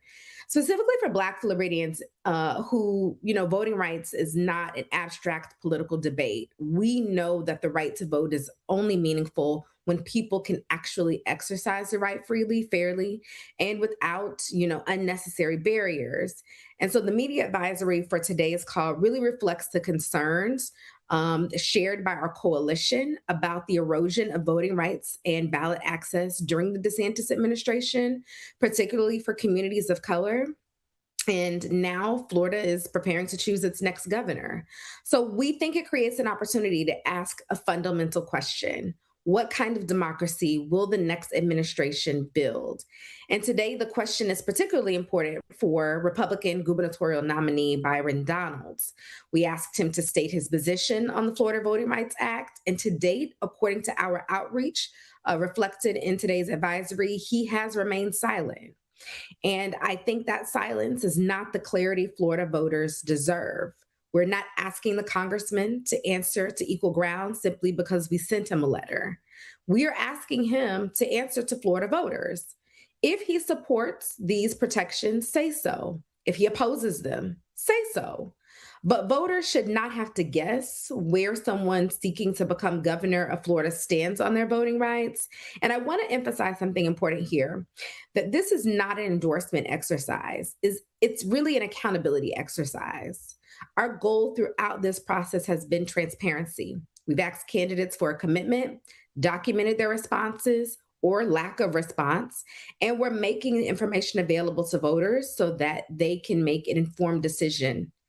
In closing, I would say at Equal Ground, our mission has always been bigger than any one candidate or any one election. It is about building Black political power and ensuring that communities most affected by these decisions made in Tallahassee have the information, the tools, and we think the opportunity to participate fully in our democracy. And so today, we're asking for something very basic from someone who wants to lead more than 20 million Floridians. Tell us where you stand, because protecting the freedom to vote shouldn't be an afterthought in an election for governor. It should be a part of the job description. So again, I want to say thank you all so much for your time this morning and meeting with us. I'm going to hand it over to my colleague, Genesis Robinson, the Executive Director of Equal Ground, to talk a little bit more about our request. Thank you, Jasmine, and good morning to everyone. My name is Genesis Robinson. I am the Executive Director of Equal Ground Education Fund, as well as Equal Ground Action Fund. And as many of you may know, our work is primarily centered on ensuring that Black Floridians have information, access, and opportunity necessary to fully participate in our democracy. And that is exactly why the Harry T. and Harriet V. Moore Florida Voting Rights Act is a critical piece of legislation that we hope whoever assumes residency at the governor's mansion next year is committed to working with us to push forward. Because we know that voting rights are not partisan. They impact everyone, all of the 23+ million Floridians here in our state. And when we set out as a coalition almost 4 years ago, working alongside the late Senator Geraldine Thompson and now Senator LaVon Bracey Davis to push forth this worthy bill, our motivations were informed by what we heard from voters, what we saw in communities across this state. And when we talk about voting rights in Florida, particularly for Black communities, we know and have to acknowledge the history that brought us to this moment. For generations, voters of color have fought against laws and systems that were intentionally designed to keep them from the ballot box. And the Voting Rights Act of 1965 represented a fundamental promise for our country that government would not stand by when discriminatory voting practices denied communities equal political participation. And the law worked. It was the crowning achievement of the civil rights movement. But many of the protections that our communities have relied upon for decades have been significantly weakened as decisions from the United States Supreme Court have changed the protections. And that matters because we know that while the protections may have gone away, the discrimination did not disappear, simply because the tools that we had to limit it were removed. And so here in Florida, we have watched significant changes to our voting laws and election systems over the last several years. We've seen changes to vote by mail requirements. We've seen restrictions affecting voter registration organizations that have historically helped reach voters who may not otherwise have been engaged. We've seen changes affecting ballot access and how organizations can assist voters. And then just recently, we continue to see fights over redistricting and whether Black communities have a fair opportunity to elect representatives who reflect their communities and their interests. And that is why the Harry T. and Harriet V. Moore Florida Voting Rights Act is important. Just recently, last week, we had a primary election here in the state of Florida, and 3 of 4 voters stayed home.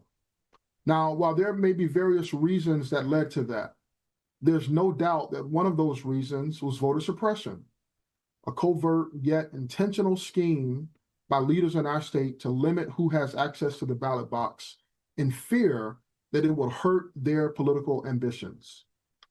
And I want to say this again, voting rights should not depend on which political party benefits from a particular election.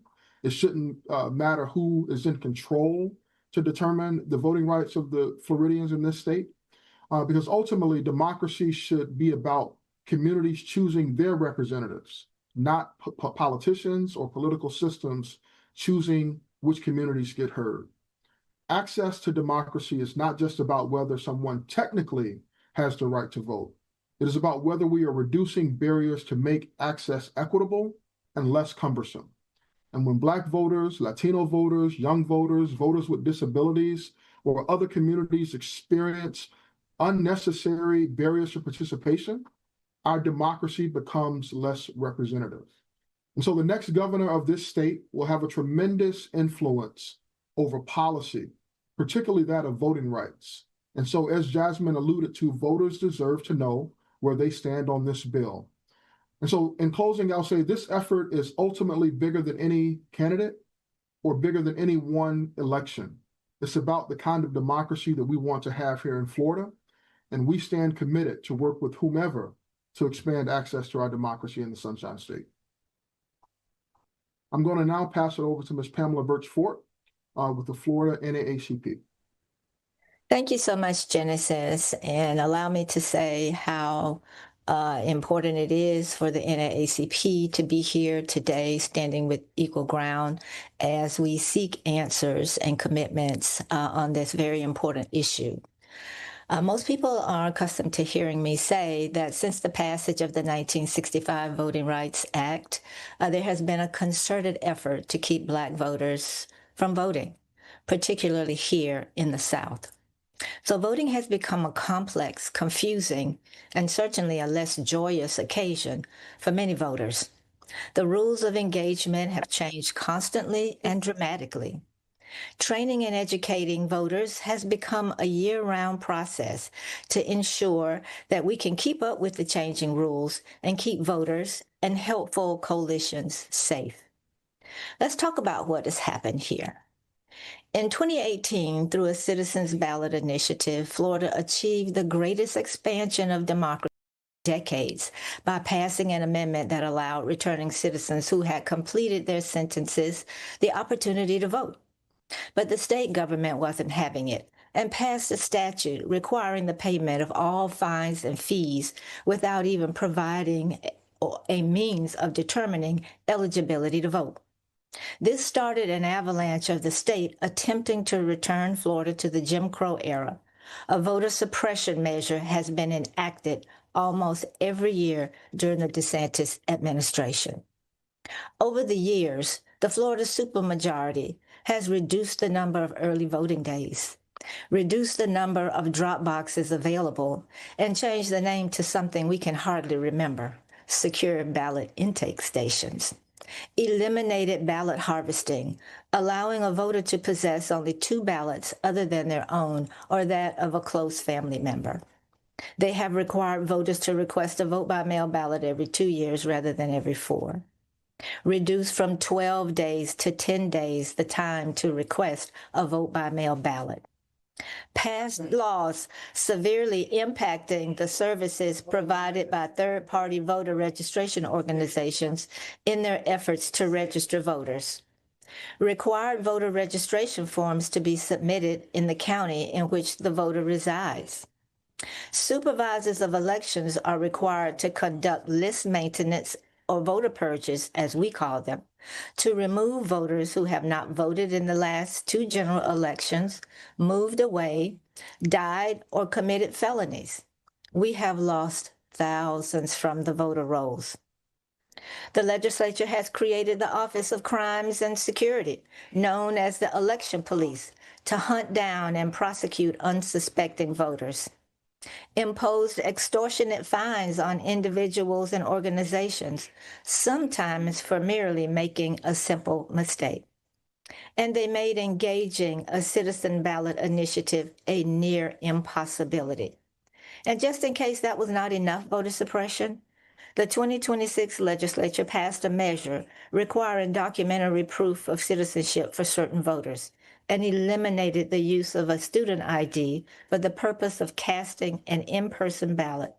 These measures take effect in January 2027. And let's not forget the attack on Black political power during the 2022 redistricting cycle and the most unnecessary recent mid-decade redistricting. We want fair and free elections. We want to know where our elected representatives stand. The Florida VRA is our superpower. And back to you, Nathan. Great. Thank you so much, Jasmine, Genesis, and Pamela. We will now move into questions.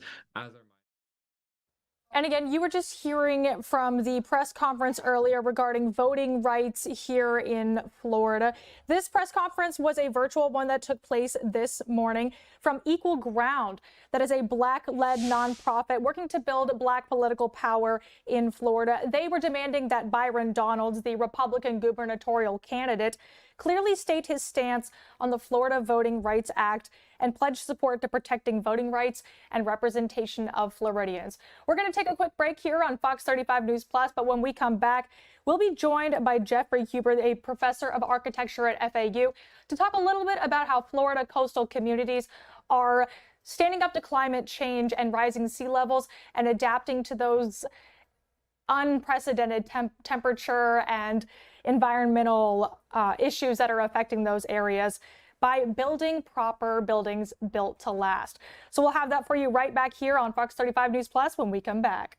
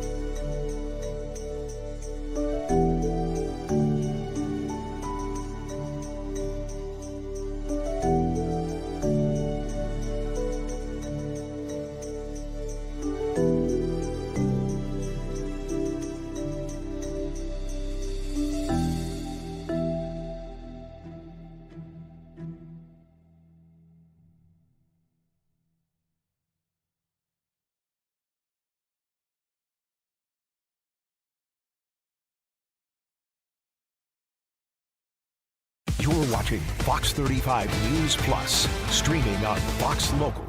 Welcome back to Fox 35 News Plus. I'm Hayden Wiggs. Thank you so much for joining us.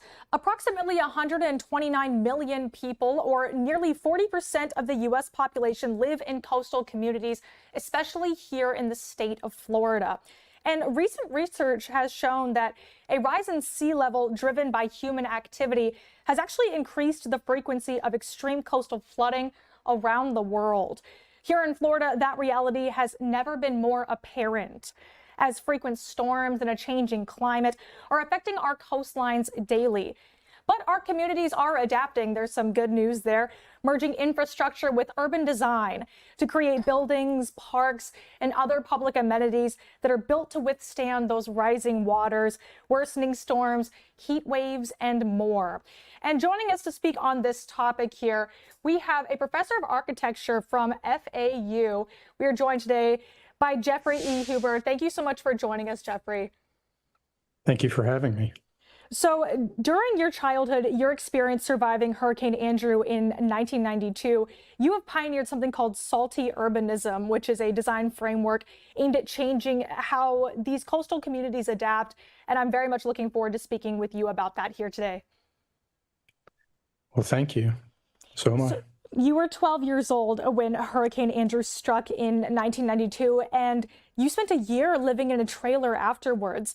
How did living through that experience shape your perspective as a landscape architect, and how does it inform your approach to designing for post-storm resilience today in Florida? Yeah, well, and I'm an architect and a landscape architect. I mean, what Hurricane Andrew taught me was that disaster doesn't end when the storm passes. In many ways, it's actually where it begins. And so the reality today is that we don't have these kind of named storms anymore that are creating and causing these extreme events. We don't name heat. We don't name rain bombs. These are happening more frequently. And so when Andrew came 34 years ago, this past Monday, I was 12 years old, as you pointed out, and, we lost our home. We couldn't be reached for days. And when access did come back, we depended on donations for weeks. My family lived in a 35-foot travel trailer for a year and a half. And so what stayed with me wasn't simply the physical destruction. It was the disruption of everyday life and the emotional disruption, the social disruptions as well. And so I was raised by a single mother. She worked for the public school system. Insurance didn't cover everything. Teacher's salary didn't cover everything. And so it was fraught with many challenges. And so when I think about resilience today, I don't just ask, will these spaces and places survive the storm? I think what we need to do is begin to ask, can people stay? Can they get back in their homes? And do they have power, water, shade, access to community, and how quickly they can get back to ordinary life? So resilience isn't simply about surviving the event. It's about designing for the day after and the months after. And as it pertains to Florida, you've been previously quoted by saying, when it comes to building things to adapt, it isn't so much about stopping the water, but rather how we live on with and over it. What does shifting from a mindset of flood defense to coexistence with these environmental happenings look like in practical architectural design? Yeah, it means we have to stop treating water as something that we can simply keep outside the city or outside of our neighborhoods or even outside of our home, especially in South Florida where we're flat. Our groundwater table is extremely high.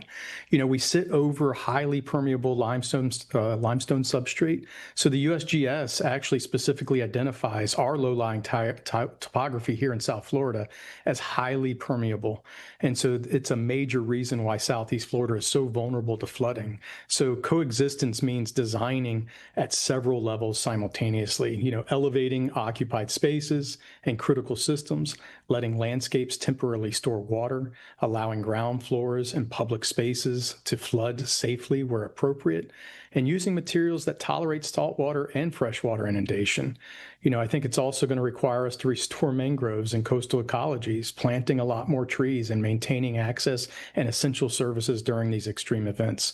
So I'm not just saying that we abandon flood protection either. Protection is one of the tools, but walls and pumps alone aren't going to be long-term urban strategies for us. So instead of asking how we keep water out, we need to ask, where can we put water safely? Where can it go in our communities, in our neighborhoods?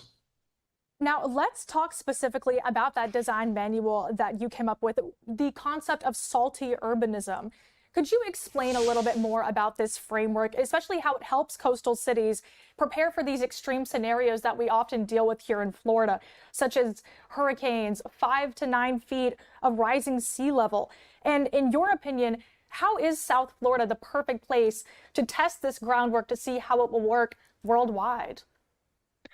Yeah, I mean, so salty urbanism starts with a very simple premise. Saltwater is becoming a permanent design fixture and condition in coastal cities. And so it's not just an occasional emergency anymore. And so the work we developed at FAU and within the firm that I work for, Brooks Scarpa Huber, this is an interdisciplinary design framework for architects, landscape architects, engineers, planners, and public officials. And so it's rather than offering one giant engineering solution, it's creating a toolbox of strategies that can operate at the material scale, at the building scale, at the neighborhood, infrastructure, and regional scales. And so when I talk about 5 to 9 feet of sea level rise, I'm not just saying 9 feet is about to happen tomorrow either.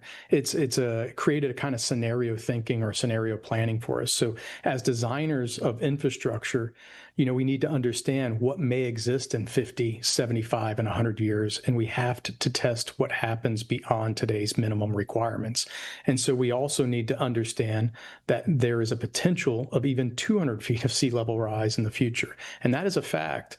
And what is unknown is how long it will take to come and when it will arrive. So South Florida is in this kind of extraordinary laboratory position because it has almost nearly everything of these issues coming at once: sea level rise, tidal flooding, storm surge, extreme rainfall, saltwater intrusion, high groundwater, porous geology, tropical heat, and tremendous development pressure. And so if we can develop solutions that work under South Florida's constraints, that is going to become increasingly relevant to coastal cities around the world. And your proposal highlights relatively simple, affordable design choices like incorporating crystalline waterproof powder into concrete and zinc-coated rebar.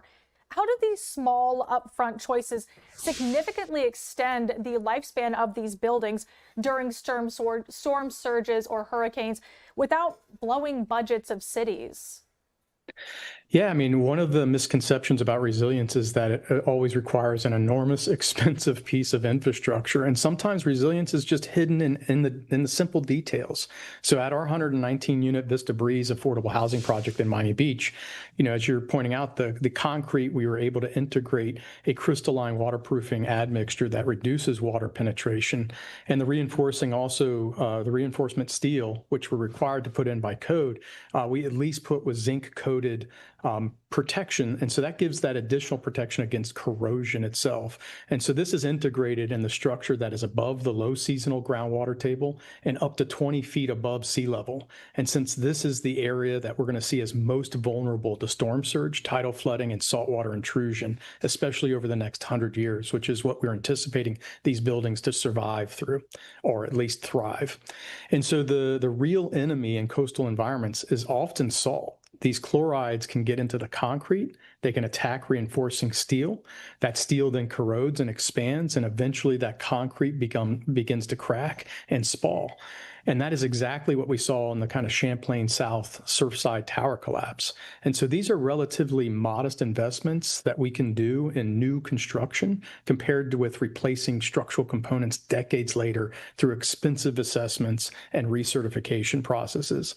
So the storm that may last hours and the saltwater corrosion that can continue to damage these buildings for decades after repeated storms and exposures to this climate, those are the challenges. So resilience doesn't necessarily mean spending dramatically more. It often just means spending more intelligently at the beginning. We've talked a lot about flooding here, or as your designs pertain to flooding, but beyond such things as floodings and hurricanes, your designs actually address heat mitigation by orienting buildings towards prevailing breezes and hiding elevators to encourage stair use. Definitely here in Florida, especially over the past few weeks, we've definitely been dealing with some intense temperatures here. So how do these climate resilient designs need to evolve to address the dual threats of rising waters and these heat waves that continue to get hotter and hotter every year? How do they deal with those problems simultaneously? Yeah, I mean, I would agree that, these issues really do are need to be solved in different ways. And so one climate problem can't make another one worse. And so flood resilience might tell us to elevate buildings and harden infrastructure. But if the result is a treeless landscape surrounded by concrete and asphalt, we've intensified heat. And this is one of the things that we're looking at in our projects that can demonstrate a kind of integrated approach. How we take buildings and can orient them to our prevailing breeze to the southeast. And that allows for passive cooling, and that there is these shaded social spaces, these courtyards, the stairs that are made visible and inviting when you're making elevators less prominent and other aspects in the architecture. And so spaces can be designed for also well-being and social interaction. So we designed really a lot of our projects now to manage heat. And we learned this from kind of devastating effects like the deaths that happened at an assisted living facility in Hollywood during Hurricane Irma. Communities need to rethink and design, communities need to rethink, but design professionals also need to kind of retrain and retool themselves to understand passive design strategies when it comes to when our ACs are just not running because, the power's out. And so at an urban scale, when you combine these ideas with tree canopy, shade, reduced pavement, water-sensitive landscaping, and buildings oriented to these kind of natural ventilation, that's where we start to see these kind of robust solutions. And this is not new. These are things we've thrown out over the last 70 years, kind of what our grandparents knew as just standard intuition. And so, this is where we particularly want to have more important lessons, when that electrical grid may fail, and precisely when heat and humidity could remain dangerously high. This is the passive survivability of our buildings that becomes part of the resilience solution. So, projects like ours at Vista Breeze, where residents can intend to be able to shelter in place during a Category 6 storm, during 20 feet of sea level rise or storm surge, as well as during any kind of heat-related extreme event. And so resilient buildings aren't just simply ones that stay dry. They're ones that remain habitable even when the systems are normally, or even when the systems that they normally depend on aren't working or stop working. And those are definitely situations that people need to be prepared for, and these buildings need to be prepared for here in Florida. My final question for you is, you have previously emphasized that proactive climate resilient infrastructure offers a massive return on investments by protecting waterfront and even inland property. So my question for you here is, how do you convince skeptical municipal leaders or developers that building for extreme sea level rise, extreme heats, all of the things we've discussed here today is a sound economic strategy or something that they should invest in? Yeah, I mean, just real quick, the specific return on investment quote that you're mentioning was actually a colleague of mine, Aaron DeMeo, in that article. But I don't think we have to begin the conversation around climate. We can begin with risk and property and money. So we already know what flooding costs. We know what corrosion costs. We know what interrupted businesses, damaged infrastructure, and displaced residents costs. We know insurance and financing are increasingly becoming sensitive to these risks. So these are monetary and social costs. And there is a substantial body of economic evidence that's supporting mitigation. I mean, even when you look at FEMA's current guidance, and cites and citing the National Institute for Building Sciences research, that they found that for every dollar invested through federal mitigation grants can save up to $6 in future losses. And so these are some big challenges, but I'd go beyond that. I would say that really compelling projects do create value before the disaster ever occurs. So projects like ours, like DC Alexander Park, which manages water, but it's also a park, a shaded tree or street that can reduce heat. It also becomes a better pedestrian environment, encouraging walkability and encouraging livability in our cities. A resilient, affordable housing project can protect residents and also with better orientation, it can also reduce energy use. And so we're not spending millions of dollars waiting for a hurricane. The question isn't whether resilience costs money. I think the vulnerability costs money too. And the difference is that resilience gives us something back every single day. Florida Atlantic University architecture professor and landscape architect Jeffrey Hubert, thank you so much for joining us here today on Fox 35 News Plus. Thank you. We are about to take a quick break here on Fox 35 News Plus, but when we come back, we have gotten lots more submissions from you all at home for National Dog Day. So stay with us and you might get to see your pet on the big screen. We'll be right back.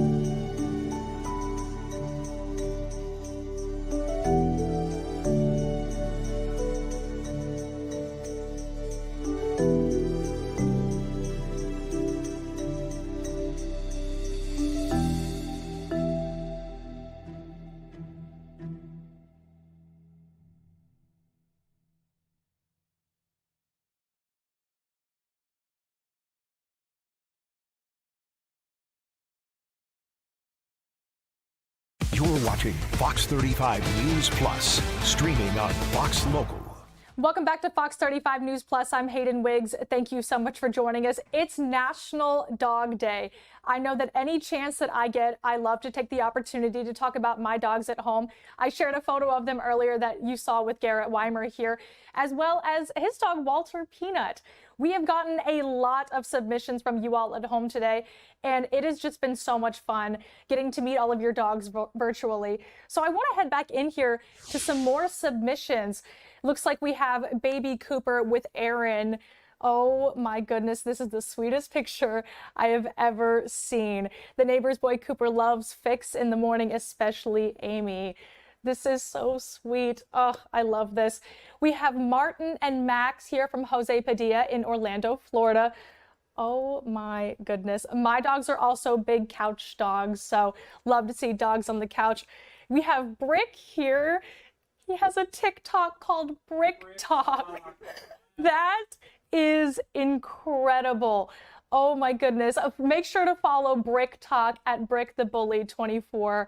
That is incredible. I love this. We have Cooper and Kitty, a feral cat. He loves everyone, even cats. Oh my goodness. That looks like a West Highland Terrier there, one of my favorite breeds of dogs. Here we have another submission at Dog Beach, Melbourne, Florida, just enjoying a day at the beach with our boxer pit bull mix, Dozer. He got his name because he would bulldoze his way past our smaller dog to get outside, and Dozer just stuck. Well, I gotta tell you, that name fits him. He looks like a Dozer, and he looks very cute there on the beach. We got Chester on baby duty, watching his baby nephew Roman sleep. This has got to be one of the top 10 cutest pictures I've ever seen in my life. Some of my favorite genre of videos on TikTok are dogs and babies interacting with each other, especially when the dog makes the baby laugh. This is just, oh, this is so sweet. This photo is being shared from Eustace here of Chester on baby duty. We have another sleepy dog there. Not ready to wake up yet, Mom. This is Sleepy Suki. Oh my goodness. So sleepy. Suki visiting her grandpa Ed here. Naps for everyone. Yeah, that looks like a position that my dog, who is a lab, likes to lay on me. Doesn't realize that he's crushing my legs when he does that, but he's so cute. We let him do it anyway. But Suki there looks very comfortable. Well, look at this jaunty dog here. This is Snoopy from Jonah and Sanford. He's a 3-year-old poodle with personality. I can definitely see that with a little bandana, some flashy sunglasses, and a fun little chapeau there. Oh, happy National Dog Day to you too, Snoopy. I love this picture. Raina, do we have any more over there? We have one more. Saving the best for last, I think. Oh my goodness. This is Garrett's other dog, Oliver, who recently crossed the Rainbow Bridge. Tomorrow was his gotcha day, 7 years ago today. Is that a snake or a turtle toy? It's a turtle.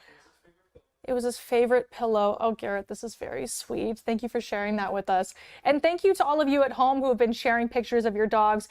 We have all been absolutely enjoying all of the pictures you've been sending. They are just so sweet. So go ahead and scan that QR code there in the top corner and share your own pictures if you haven't already. Or you can go to fox35orlando.com/share. So be sure to send those in. If we get any more submissions, don't worry. We will pop them up on the screen and share them with everyone at home. So again, go ahead and scan that QR code if you haven't already. We would love to see your pets. We're going to take another quick break here on Fox 35 News Plus, but when we come back, we'll take you into a press conference from earlier today where Governor DeSantis spoke in Miami.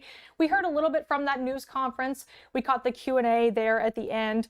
It was a news conference at FIU's Graham Center ballrooms leading on emergency management. So we'll take you back into that news conference from this morning when we come back right here on Fox 35 News Plus.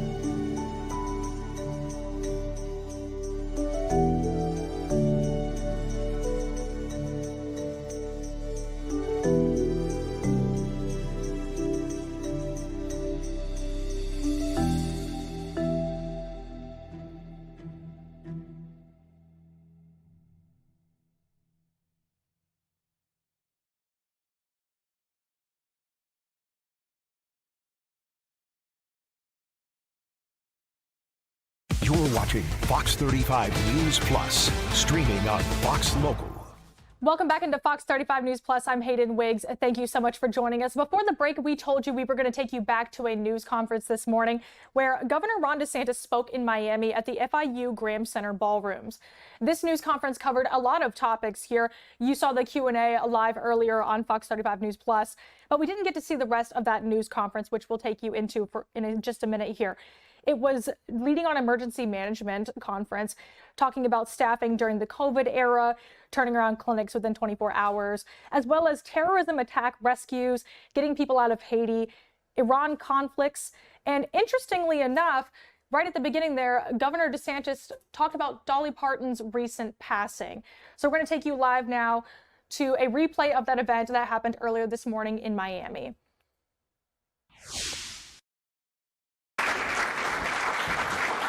Good morning, FIU. Sit down. Thanks so much. We're excited to be here. We got up bright and early, kind of tumbled out of bed, stumbled to the kitchen, down that cup of ambition, and here we are, and we'll be working longer than 9 to 5. So I want to just send my condolences for the death of Dolly Parton. What a legend, what an absolute American icon, and super talented, super successful, of course, but the generosity was just off the charts, and she did way more than people know about, and very quiet about it, and we lost an American original. I want to thank President Nunez for hosting us here at FIU. We're excited for that. I'd also like to welcome our new Executive Director of the Florida Division of Emergency Management, Jared Perdue, who many of you guys know is the FDOT Secretary as well. We also have Rep. Omar Blanco here from Miami. I want to thank you for being here. Well, first, I just want to say we were at the International Air Show in Farnborough in England in July. Major thing, our universities get involved, a lot of Florida companies, and we've obviously got a lot going on in that realm. But we also did a event in Edinburgh, Scotland, at Adam Smith's house where he lived. And so Jeanette brought some of the students from the Adam Smith Center at Florida International University, some of the folks who are involved in that program, and we did an event. They signed an agreement with the college that owns Adam Smith's house right there, because basically it had fallen into disrepair. They put a lot of money into it. Now you go in and you walk in, and there's an original copy of The Wealth of Nations sitting right there.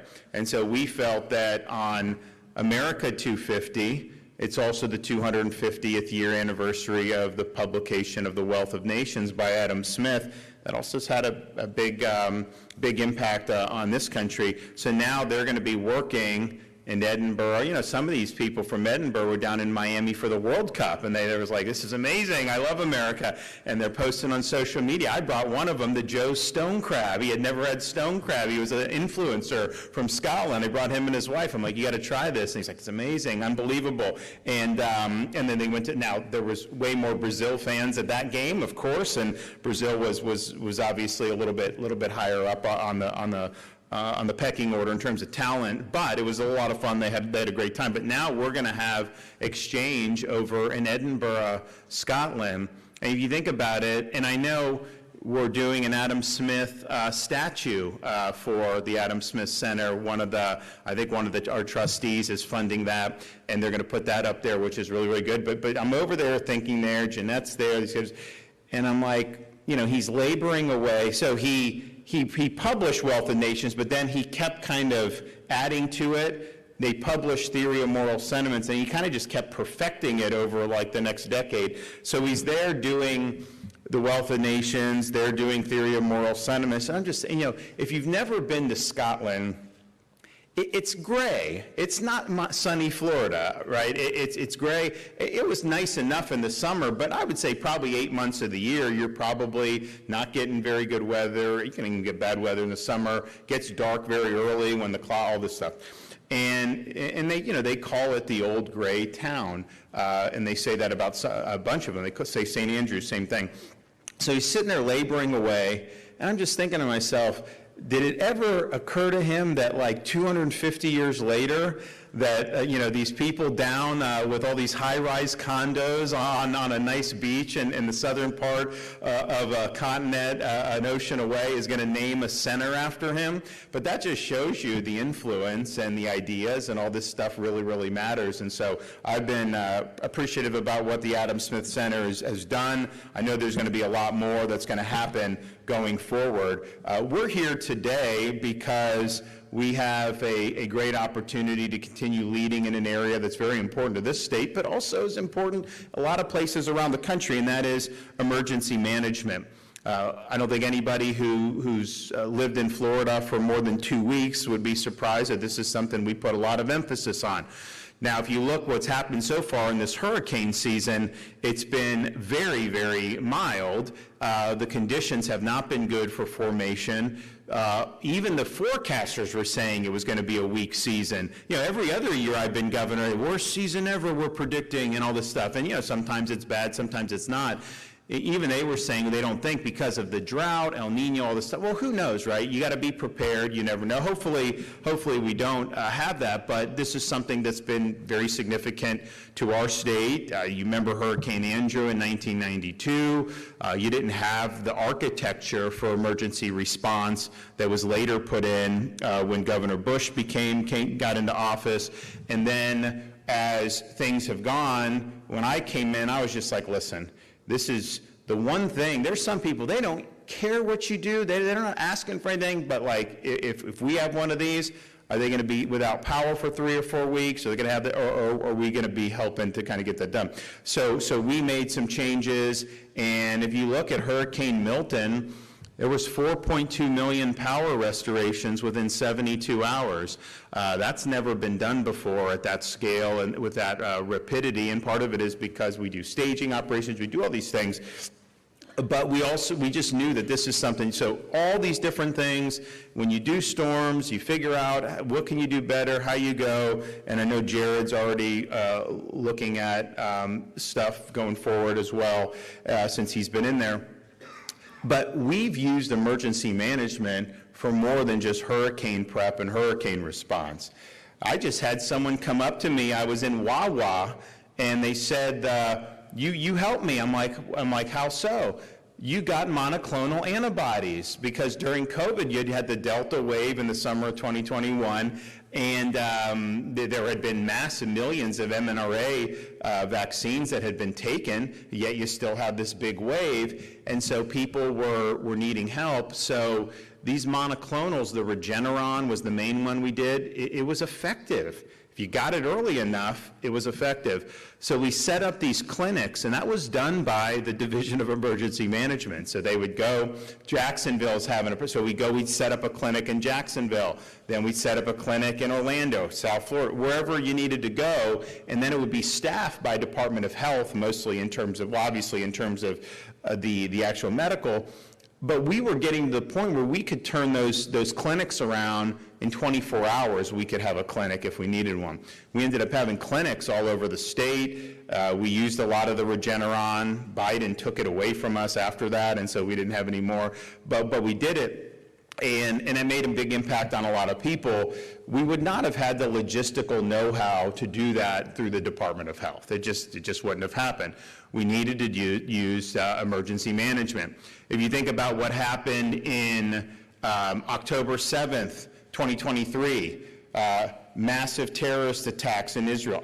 We have kids, students over there. We've got Floridians over there, and all of a sudden, they're trying to figure out how to get to safety. We did through emergency management, we did the rescue missions to get, and we got thousands of people. I mean, I remember we met the first plane coming down, had 200 people on this plane in Tampa Airport. Same thing when Haiti was having big problems. We're getting the Christian missionaries out. We're getting other people out of Haiti. And then more recently in 2025, with the Iran conflict, you had the airport, Ben Gurion, shut down. So we were taking people to Cyprus by boat, bringing people even to Jordan and then flying them out of Jordan. So that was thousands of people as well that was facilitated by our Division of Emergency Management. We've also used Division of Emergency Management to help with immigration enforcement. It's led to an extra 25,000 deportations of people that, by and large have some really significant problems and shouldn't be in our communities.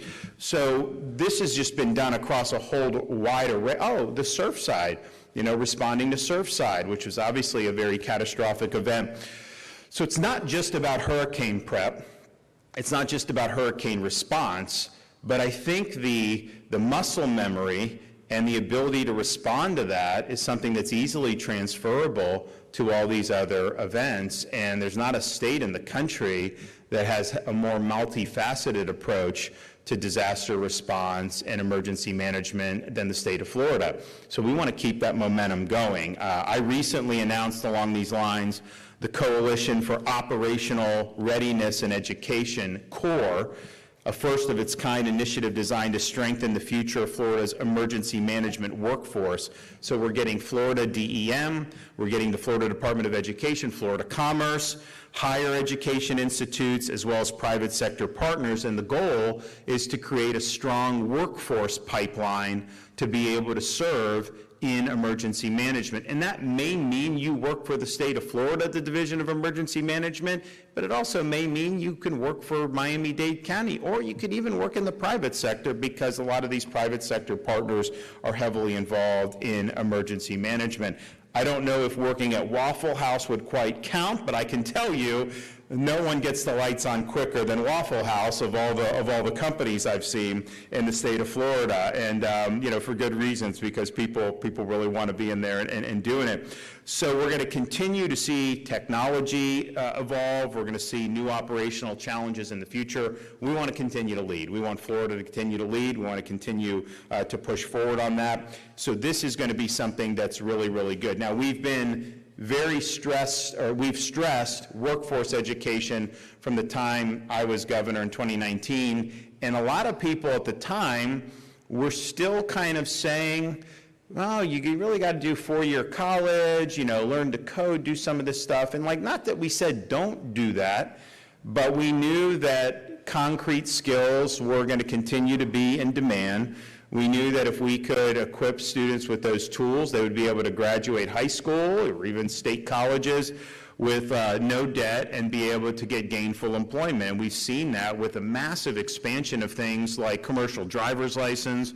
We've seen it with things in high schools. Kids are graduating with certifications in welding and air conditioning, all this stuff, aircraft maintenance, which they go work for SpaceX on the Space Coast of Florida, right out of high school sometimes. And so this is something that's really, really important to us.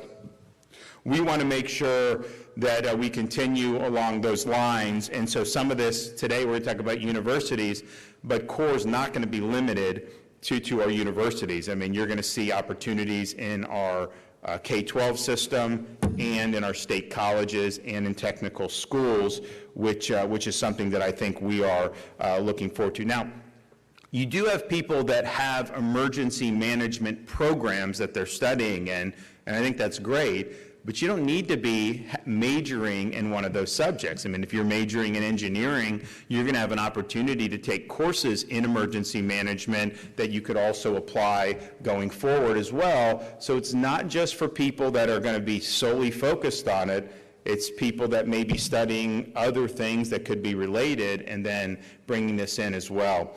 And there's a lot of great opportunities that are going to do that. So today, we're here to announce the first official rollout of our CORE program will be here at Florida International University. FIU is already home to several emergency management-focused programs, including the Academy for International Disaster Preparedness. They obviously have the hurricane stuff that we've used with the insurance. They were able to reduce the insurance rates for citizens' property insurance in South Florida for the first time in a long time, and partially is because of the work FIU was doing. It was showing that those models that had been relied on, not all those models were accurate. This stuff was folded in, the insurance commissioner used it, and then it ended up delivering savings for people. So that's been a huge thing, and we've been happy with that.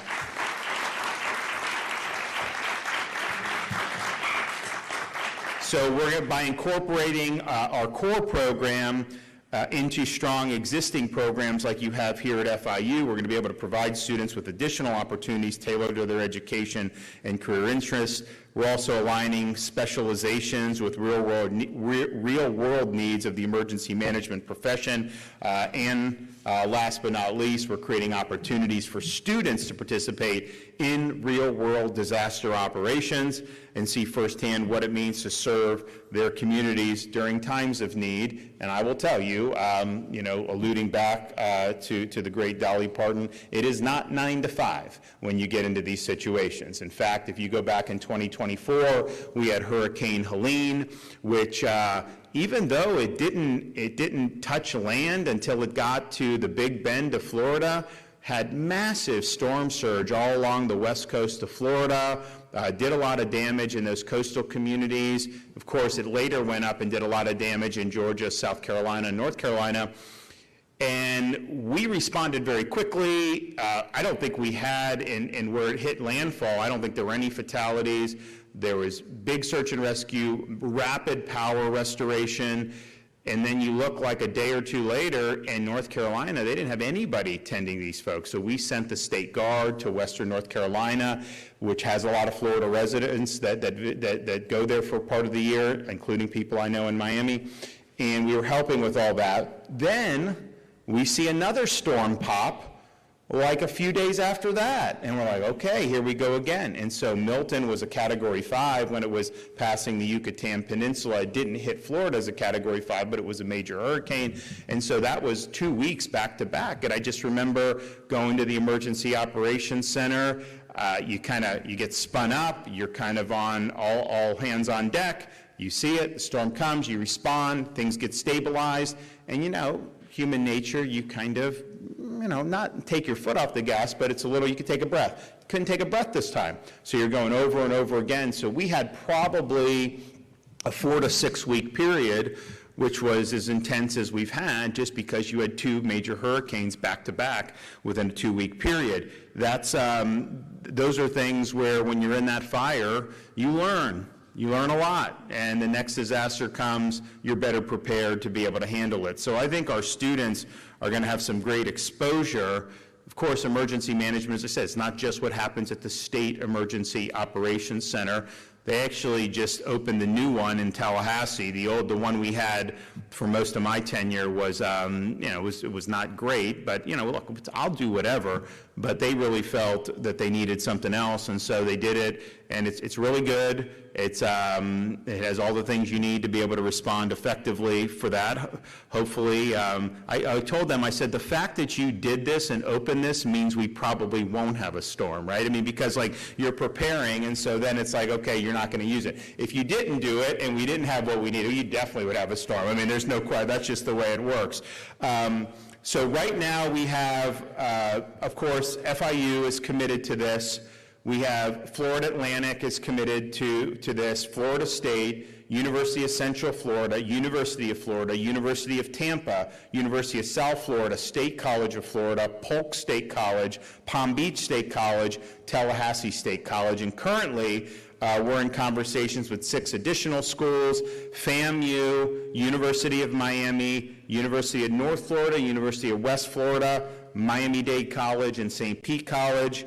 The following colleges and universities have already identified their area of program specialization to include at Florida State, Intelligence Studies, Central Florida Public Administration, FIU Cybersecurity and International Disaster Preparedness, FAU Government Affairs, Palm Beach State College Public Safety. So the Division of Emergency Management roundtable summits across the state are ongoing, and they will help better identify program specializations and non-traditional programs that can leverage emergency management. So I want to thank everybody at the division who's been involved in doing this, folks that have been involved at our Department of Education, then of course Jeanette and other leaders throughout our state university system who are going to integrate these important programs into the current programs that they already offer. We've done the best in emergency management, but we want to make sure that we're capable of having the workforce that can meet the challenges in the future as it comes to emergency management. Okay, Jared Perdue and then Jeanette.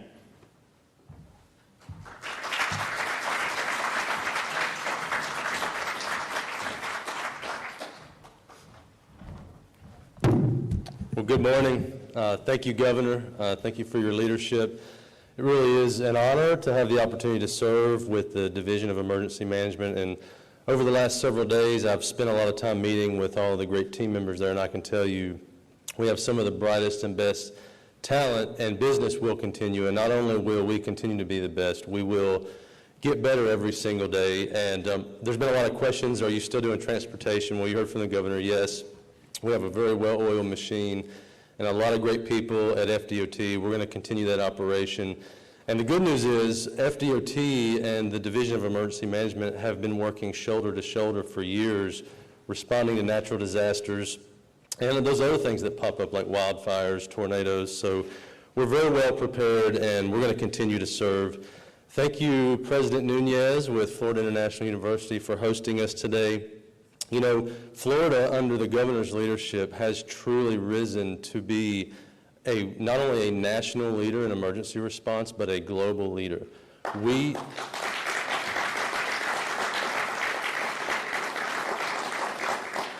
continue year in and year out to set the standard, and we continue to improve on that every single time we respond. And what is most important about that is having the people behind the scenes that do the work.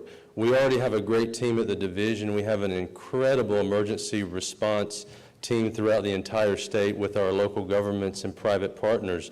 But we need to continue to feed that pipeline. We need to attract new people into the industry, and we need to provide opportunities for them to grow and learn so that we continue to get better in the future. And this is what the CORE program is all about. And it's really great that President Nunez has stepped up here at FIU to help really kick off this coalition and really start to build programs and curriculums that not only attract new people into the industry as emergency management professionals, but also create opportunities for people in other professions to cross over. You know, whether it's transportation or finance or first responders or law enforcement or search and rescue, power restoration. You know, all of these people have normal day jobs, and, you know, providing curriculum and training opportunities for them to be certified and even build a career in emergency management is only going to make the state of Florida better. So this program is going to be great. We already have, you heard the governor, we already have several partners committed to it. We have 17 partners that are engaged. That number is growing every single day, and we're going to be focusing in on specific tracks where we can target people that we think would be really good at emergency response, like veterans, former military and armed forces. You know, think about us providing curriculum opportunities for them to get trained, certified, educated, enter into the workforce, and have, you know, a growing, successful career for many years to come. So this CORE program is going to be great. It's going to help Florida continue to improve day in and day out. Really appreciate your leadership, Governor, in continuing to support workforce development initiatives. And again, thank you, President Nunez.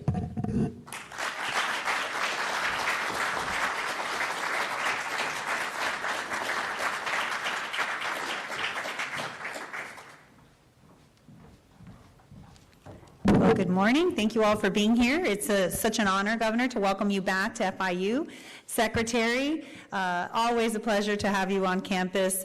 You know, I know firsthand that Florida not only prepares well for disasters, but we really set the standard for the rest of the country. There is no doubt that Florida is the leader in preparing for disaster and responding and mitigating. And after having served alongside you, Governor, for 6.5 years, 6 hurricanes, a building collapse, some wildfires, and probably a few others that I'm forgetting, I can confidently say that there is no other state that is better equipped and resourced, because it's not just about having the personnel. You have to dedicate and invest the funds to be able to deal with these major disasters and protect our people. And so for us to be able to respond effectively, of course, I'm so glad that you are launching the CORE initiative here at FIU. I know you listed a lot of the accomplishments of power restoration and mitigating some of the individual situations, but I think one thing that you neglected to say was the fact that you rebuilt a bridge in 3 days after Hurricane Ian, and I know Secretary Perdue was involved in that.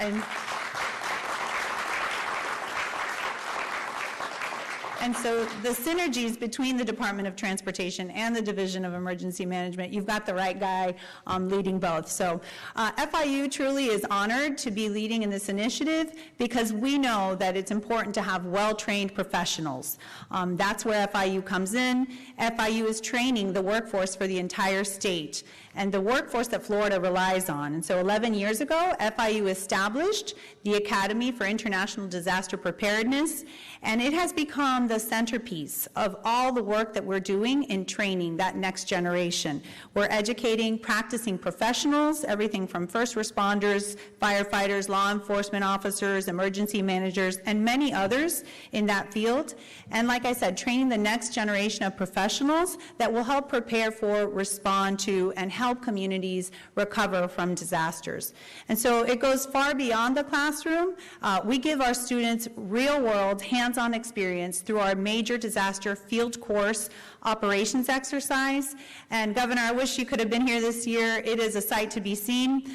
We have our students at their capstone level, of course, they are on site, they are practicing rapid assessment, resource coordination, deployments, humanitarian response, safety, other critical operational skills. And the Florida Division of Emergency Management has been involved for quite some time in our field course. And a few months ago when we had our students on site, we presented our master's students with a 1-2 punch, right? It was a hurricane that hit parts of Cuba.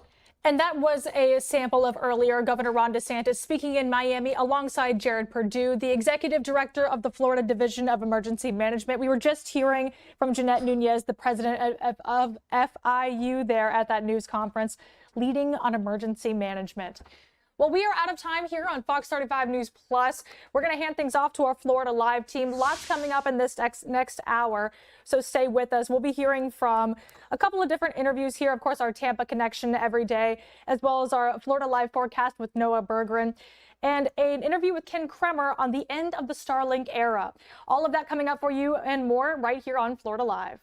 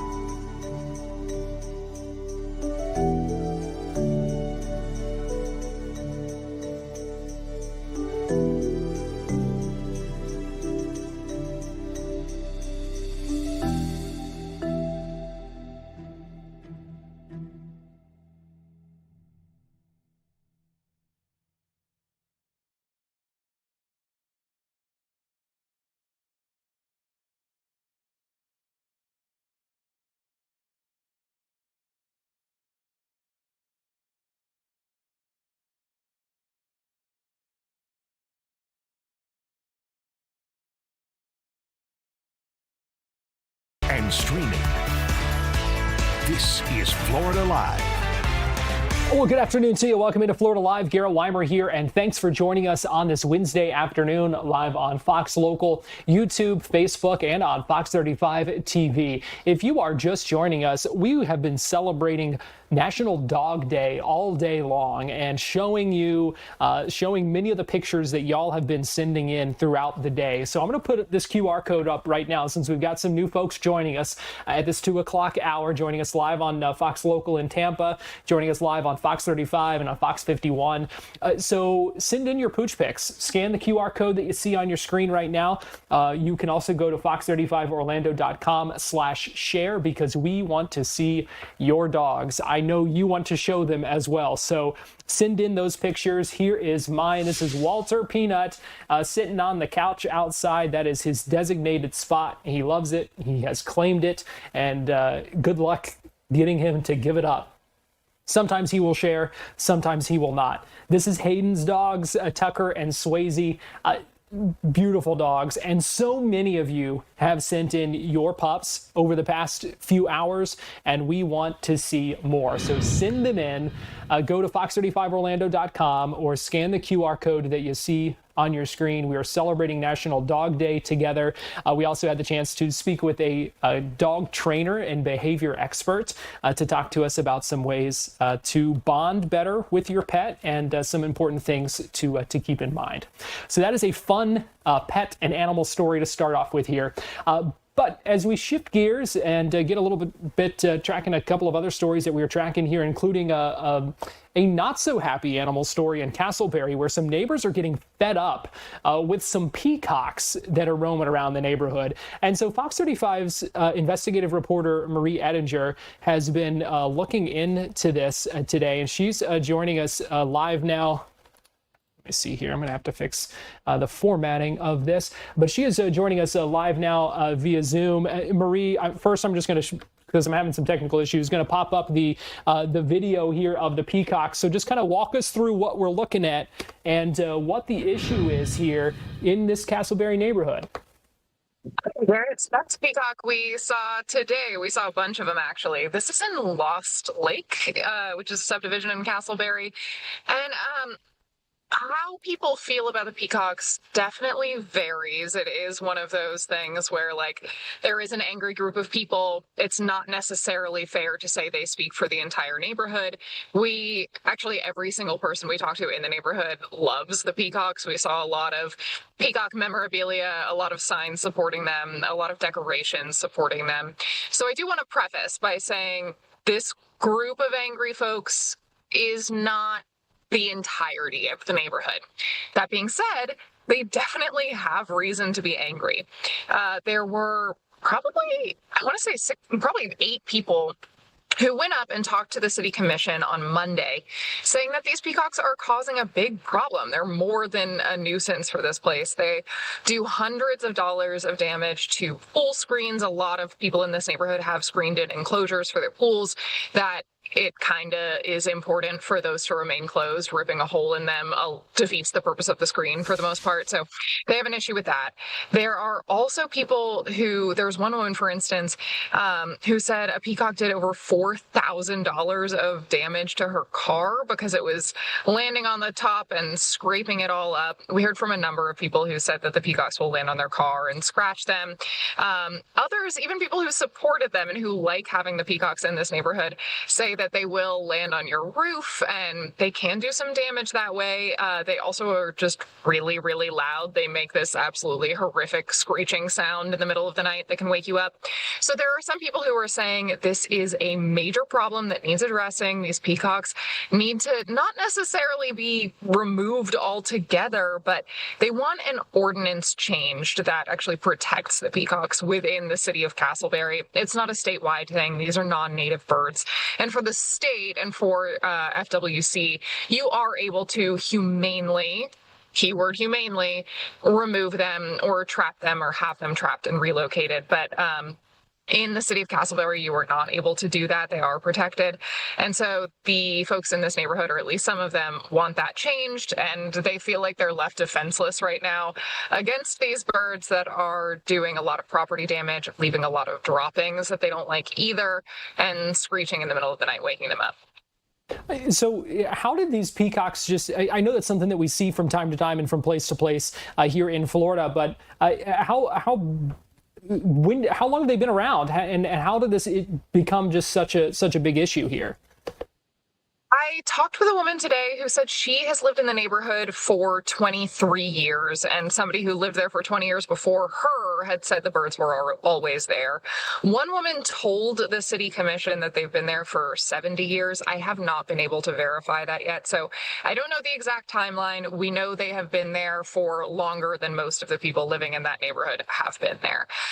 Again, they're non-native, so how they got there originally is just somebody brought them in. I don't know how they got out. I don't know whether that was intentional, whether they came from somewhere else nearby.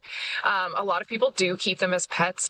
The problem in this neighborhood, people say, is that a lot of folks feed them, and you just can't do that. They're gonna stick around if you feed them. And so even the people who liked them said, okay, well, don't feed them then. Let them wander, let them be wildlife, let them be beautiful to look at. Just don't necessarily encourage them. But you know, a lot of the people who are experiencing thousands of dollars in property damage to their cars, hundreds of dollars of property damage to their screens, they cannot control whether other people feed them. So they're kind of at this impasse there amongst the community. They want the city commission to step in, and they have actually asked for this in the past. So far, though, there is not any action being taken. I reached out against the city to check in on that. Really interesting stuff there. Fox 35 investigative reporter Marie Ettinger. They are certainly beautiful animals, but can certainly understand some of the frustrations that the neighbors are having as well. So, Marie, we appreciate you looking into this and joining us here on Florida Live. Thanks, Garrett. Before we go to break here on Florida Live, do want to check in and take a look at some of the dogs that you are sending in to us on this National Dog Day. Send in your pictures. We have seen so many great pictures, and if you send them in, we'll show them. So we want you to send those pictures in. fox35orlando.com/share. Scan the QR code that you see on your screen right now. Let's take a look at a few of them here before we go to break. Carrie Marzak in Apopka sending us Doodle or Scooter the Doodle, your BFF poodle, ready for a road trip. You see, loaded up with all the luggage. What a pretty dog that we are seeing there. Looked like a good road trip companion. No better road trip buddy than a dog, if you're asking me. Let's see here. Sadie celebrating National Dog Day on a walk at Lake Louisa State Park. Lisa, thanks for sending that in. Celebrate with your dog today, maybe by giving them a treat, taking them for a walk, the things that they certainly want you to do. Richard Jarvis in Williston, little girl Precious, and she does look like a little girl. I wonder how small she is. She looks really small sitting on the bed there. Richard, we appreciate you sending that in. Let's take a look at a couple more here before we go to break. Joanna in Vieira, English Bulldogs Beefy and Woobs. They love the sun, at least for a short amount of time. And then when it gets too hot, we tell them they're baked potatoes and they need to come inside. They are precious. It's funny, you call yours baked potatoes. We call ours, we tell them they're hot dogs once they've been out there for a while. Doesn't take long in this Florida heat. That is for sure for them really to start baking. But love the look of those English Bulldogs there. Send in those pictures. We'll check in with more as our show continues. Right now, we're going to take a quick break here on Florida Live, and we'll be right back.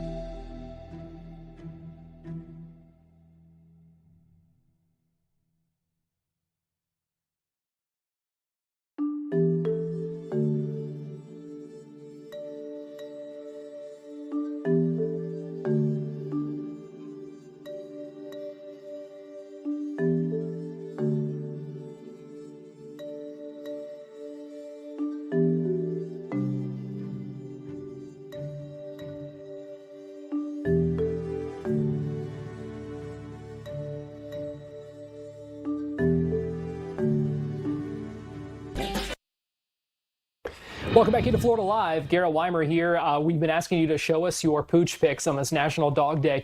We're going to check in with Nancy in just a minute for our Tampa connection. Sorry, Nancy, I'm going to make you wait because we've got a few more dogs that we want to take a look at here before we check in with you. Just so many great submissions, so send those in, please. Nathan Moore in Tarpon Springs, my beautiful girl Marley, and she is a beautiful girl. So many good-looking dogs here across Florida. Lauren Christine Wire, the three amigos chilling on the couch. They've got Cheech, Lola, and Clifford. I love that. All right in a row, all cuddled up right next to each other. We were talking earlier today about how special it is having multiple dogs and seeing their relationship. Nancy in Palm Bay, Belka Strelka, the 3-month-old Shih Tzu puppy. Look at that, doing some tricks, standing on her hind legs there. Hard to say no to giving her some treats, that's for sure. And then Bam Bam, enjoying the doggy beach in Venice. This is Elizabeth sending us this one. I keep saying I need to take mine to the dog beach, and I still haven't done it. So maybe that's what I'll do soon in celebration of National Dog Day. I'll finally take Walter to the dog beach. Well, it's time now for our Tampa Connection, where we take a look at some of the big stories in the Bay Area. So I want to bring in Fox 13 senior content producer Nancy Gay, joining us live now from the Fox 13 Tampa Bay newsroom. And Nancy, we were just talking, I know how fun it is to see everyone sending in their dogs. Everyone's so proud, and they should be. Beautiful, beautiful animals. Yes, they absolutely should be proud. I've loved seeing all the dogs. I need to submit a picture of my Lola, so expect that in a little bit here. But yeah, those dogs are so beautiful and so cute. And it's so nice to see everybody celebrating their dog on National Dog Day. Yeah, every day is National Dog Day when you're a dog owner, I think. That's for sure. Well, yes. Yeah, we look forward to seeing Lola.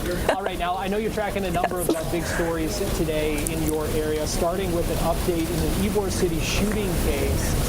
What do we know?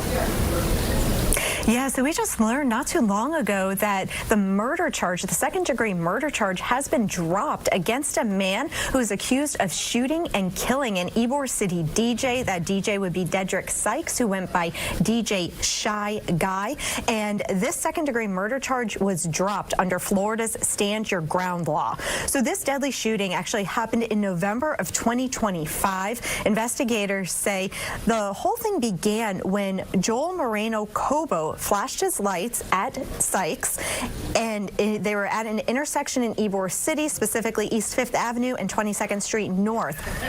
And after he flashed his lights, investigators say there was a string of profanities, and Sykes, according to investigators, stopped his vehicle, got out, and walked toward Moreno Cobo's car. Surveillance footage shows just 4 seconds passed between Sykes stopping and shots being fired. So during a Stand Your Ground hearing earlier this month, Moreno Cobo testified that Sykes got within inches of his window with his hands hidden. He said he feared for his life as well as the safety of his girlfriend and young child inside the car, and he grabbed his gun and he fired twice. The judge ruled that the state failed to prove Moreno Cobo was not entitled to protection under Florida's Stand Your Ground law. And while Moreno Cobo admitted that he did not see a weapon, his defense argued that a person does not need to spot a gun before lawfully defending themselves. A passenger in Sykes' vehicle also testified that he was unarmed, but prosecutors argued self-defense did not apply, pointing out that Sykes made no explicit verbal threats. However, we did learn moments ago that a Hillsborough County judge did dismiss the second-degree murder charges against Moreno Cobo based on Florida's Stand Your Ground law. But as of right now, Garrett, it is not clear if the state is planning to appeal that ruling. All right, that is a major update in a case that's been getting a lot of attention there, Nancy. We appreciate that. Meanwhile, we know there is also a lot of questions being raised about an apartment fire in Wesley Chapel.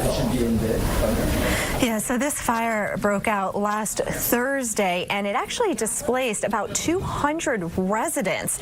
And so neighbors neighbors are saying that the fire alarms never went off and neither did the sprinklers. We've seen video from Ring doorbells that actually shows workers and residents rushing door to door in that apartment complex to alert everybody that there was a fire. And firefighters say that it burned for about 25 minutes before anybody called 911.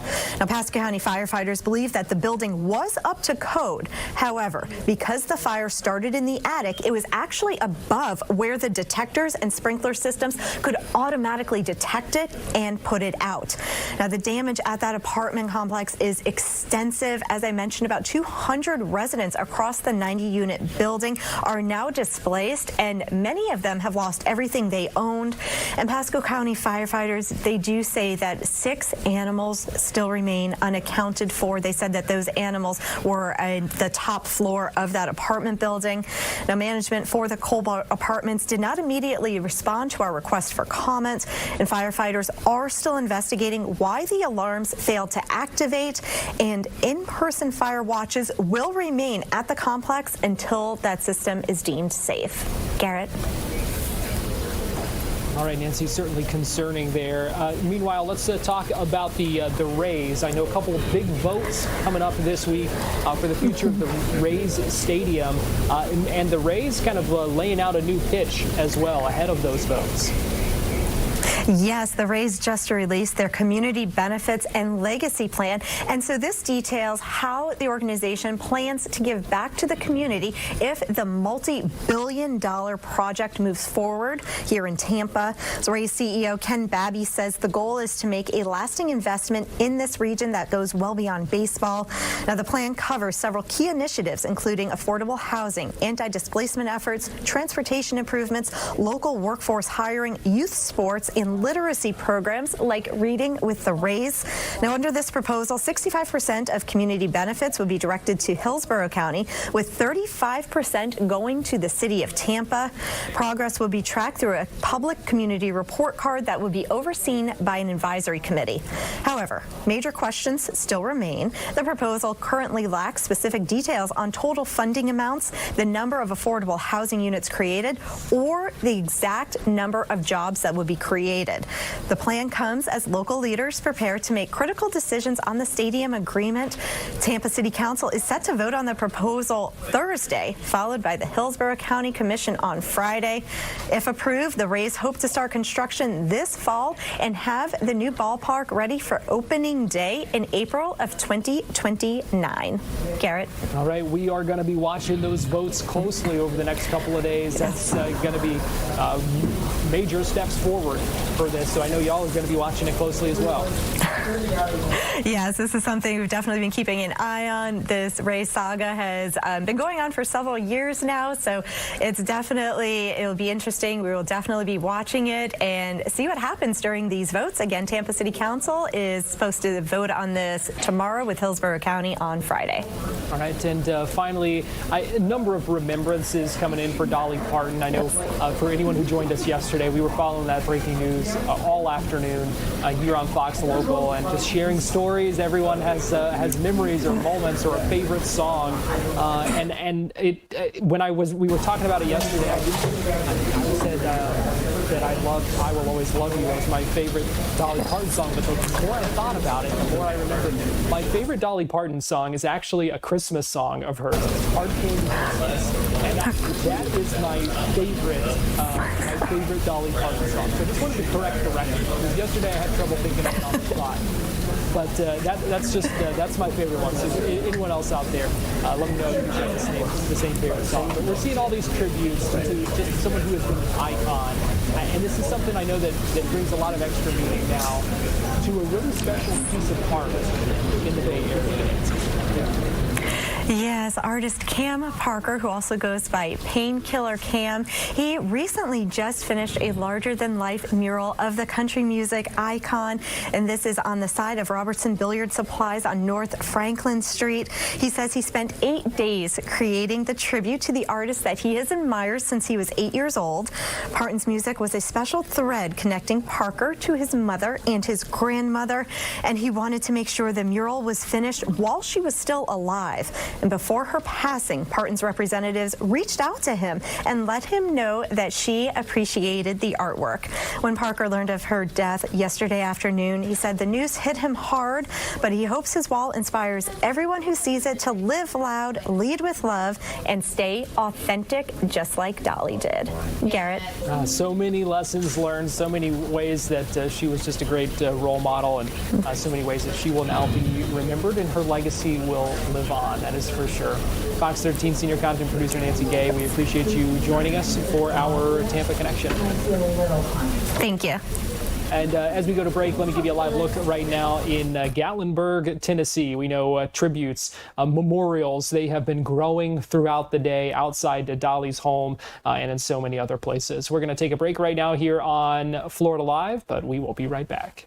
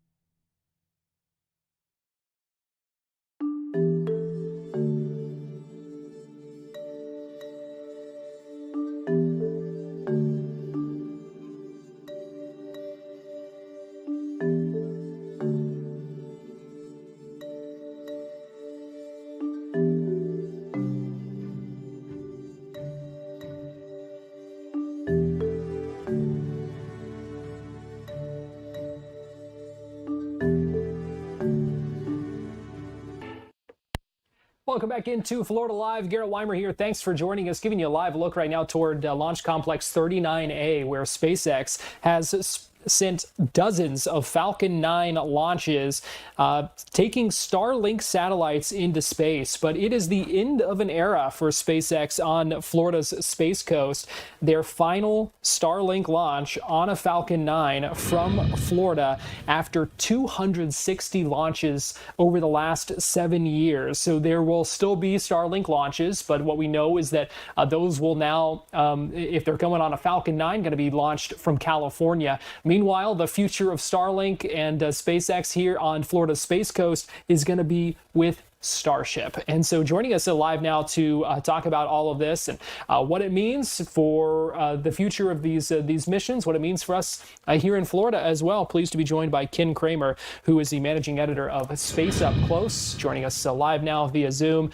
Ken, you got some great shots of that launch, and as you said at the time, didn't know it was the last Starlink launch from Florida's Space Coast.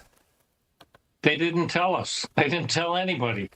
Not all, even the media guys. Nobody knew. It was only a shock until their director of launch operations, Kiko, put out a memo after the launch saying it was the last launch. So, I was there. I was watching it. Other people were too. If I'd known it was the last launch, I would have gone to a better spot to get it. But because it is the end of an era, and it is going to have a dramatic impact here.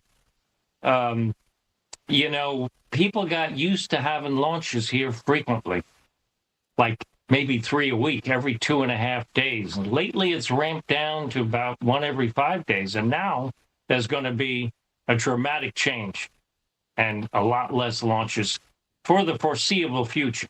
So that's the start. Yeah, and I want to go into some of what this means for the future, but first I do want to kind of look back at how this era really did change in many ways. The cadence of launches, what we have seen, because this did, you know, these Starlink launches, 260 of them over 7 years, Falcon 9s from Florida. I mean, that made it routine in many ways, in a way that in many ways it hadn't been seen or hadn't been done before. There's never been anything like that. People started calling them a dime a dozen, even though no launch is routine, but they were routinely launched, though. There's a big difference. And thanks for showing my picture. That showed the streak. Excuse me. And to the right of it is the constellation Orion, and you can see its streaks from its stars there in case you show it again. So, yeah, we got used to it. And I know this is going to have a big impact on not just the space industry, but tourists. You know, a lot of people, a lot of friends came down, and we could tell them, well, if you miss this launch, literally, you miss this launch, there'll be another one in 2 or 3 days. That is dramatically changing, because that is not the case anymore. I wish they had told us, actually, that's what I should have said before. I wish they had told us again, so not only me, but everybody else could have been out there watching it. It was 5:33 in the morning, which is early, but, you know, I know from covering these launches for many years that there's a lot of people interested in these SpaceX launches locally. A lot of people, tourists, we would ask people where you come from, and it's all across the U.S., a lot from Florida, a lot of local people. So there was a great diversity and great interest in these launches. And a lot of people, if they're in the daytime, they could go to the Kennedy Space Center. If it's in the evening, they would go to, you know, Titusville or Jetty Park, where they get nice views of it. And that's all dramatically changed now. So what does this mean then? I mean, why would SpaceX say this? You know, why does it make sense to them to move Starlink launches on Falcon 9s to California exclusively and say what we're working toward now here in Florida is the Starship? Just kind of walk us through why you think that's the move here. Yeah, that's a great question. Well, this was portended probably a year ago. There used to be 2 drone ships here, okay? Now there's only 1. They shipped 1. Of course, I still love you, from here in Florida over to Vandenberg Space Force Base. And so now they have picked up the launches there dramatically. They were very infrequent there. Now they're almost as frequent as here. And so that's why the cadence has gone down here, because you only have 1 drone ship to go back and forth. So that means 5 days in between launches, unless you're launching a Falcon Heavy, like we're launching this weekend, the Roman Space Telescope for NASA, or you do a landing. And there are some landings. There was a landing a week ago back here, but those are pretty infrequent. So the most you could have then is every 5. And so they moved it because they want to increase the cadence there, and because now what they say is they want to focus on Starship. And Starship has a lot of work to do. They're betting the farm. They're betting their entire company on that rocket you're showing on the screen right now. And it is not perfected yet. They've made some great progress, especially on the last launch. But they have not done an orbital test flight yet. They have not recovered the upper stage. So they're taking a risk. This is a big gamble, you know, to push everything to California and stop it here. So at least they have the pad. They have the pad in California. So if anything happens here, they still have that second pad. And that's the problem with Blue Origin, right? When their rocket blew up and I talked to you guys 2 months ago, they only had one pad. They didn't have a backup pad. So SpaceX still has a backup pad. So it doesn't put them behind the 8 ball the way Blue Origin is behind the 8 ball. And they're still working on their rocket. And they don't have, they have a provisional fix, but they're still working on the final fix. And they have a lot of work to do. So, and then they're going to bring Starship here. That is the plan, to bring it here. They want to launch by the end of this year. I think that's going to be a little tough to do that. Certainly in the next new year, they'll definitely be doing it. And they have to do it because Artemis 3, right? Artemis 3 is going to launch the human lunar lander. That will be from here, presumably. And so those astronauts can dock to the human lander launched by the SpaceX Starship, as well as the one from Blue Origin, the New Glenn rocket that I was just talking about, is dead. I mean, it's on hold right now because of that explosion. So everybody's taking a big gamble focusing on Starship before it's perfected. And there's even another delay because this next flight, Flight 14, they were going to recover it with the chopsticks, but they're not going to do that anymore. So they are further behind than they were even a week ago in the progress they need to make to bring it not only to here, but to accomplish the Artemis 3 mission on time. So a lot of implications. Yeah, and we know some folks as well have concerns about bringing Starship here to Florida anyway because of the potential impacts. We know there are some kind of studies being done right now to look at what the impacts might be, just because it is such a powerful rocket, far beyond that's right the capacity of these Falcon 9s or of other rocket launches. Yeah, there's two things. One is the infrastructure and the other is the environment. So the infrastructure, as reported recently by the NASA Inspector General, is not up to the task. They have to invest a lot of money on roads and propellants, tank farms, and everything else besides the rocket and the launch pad. There's a lot of infrastructure that has to be built, especially even more so if they want to ramp up to, so many dozens and hundreds of launches that they're planning.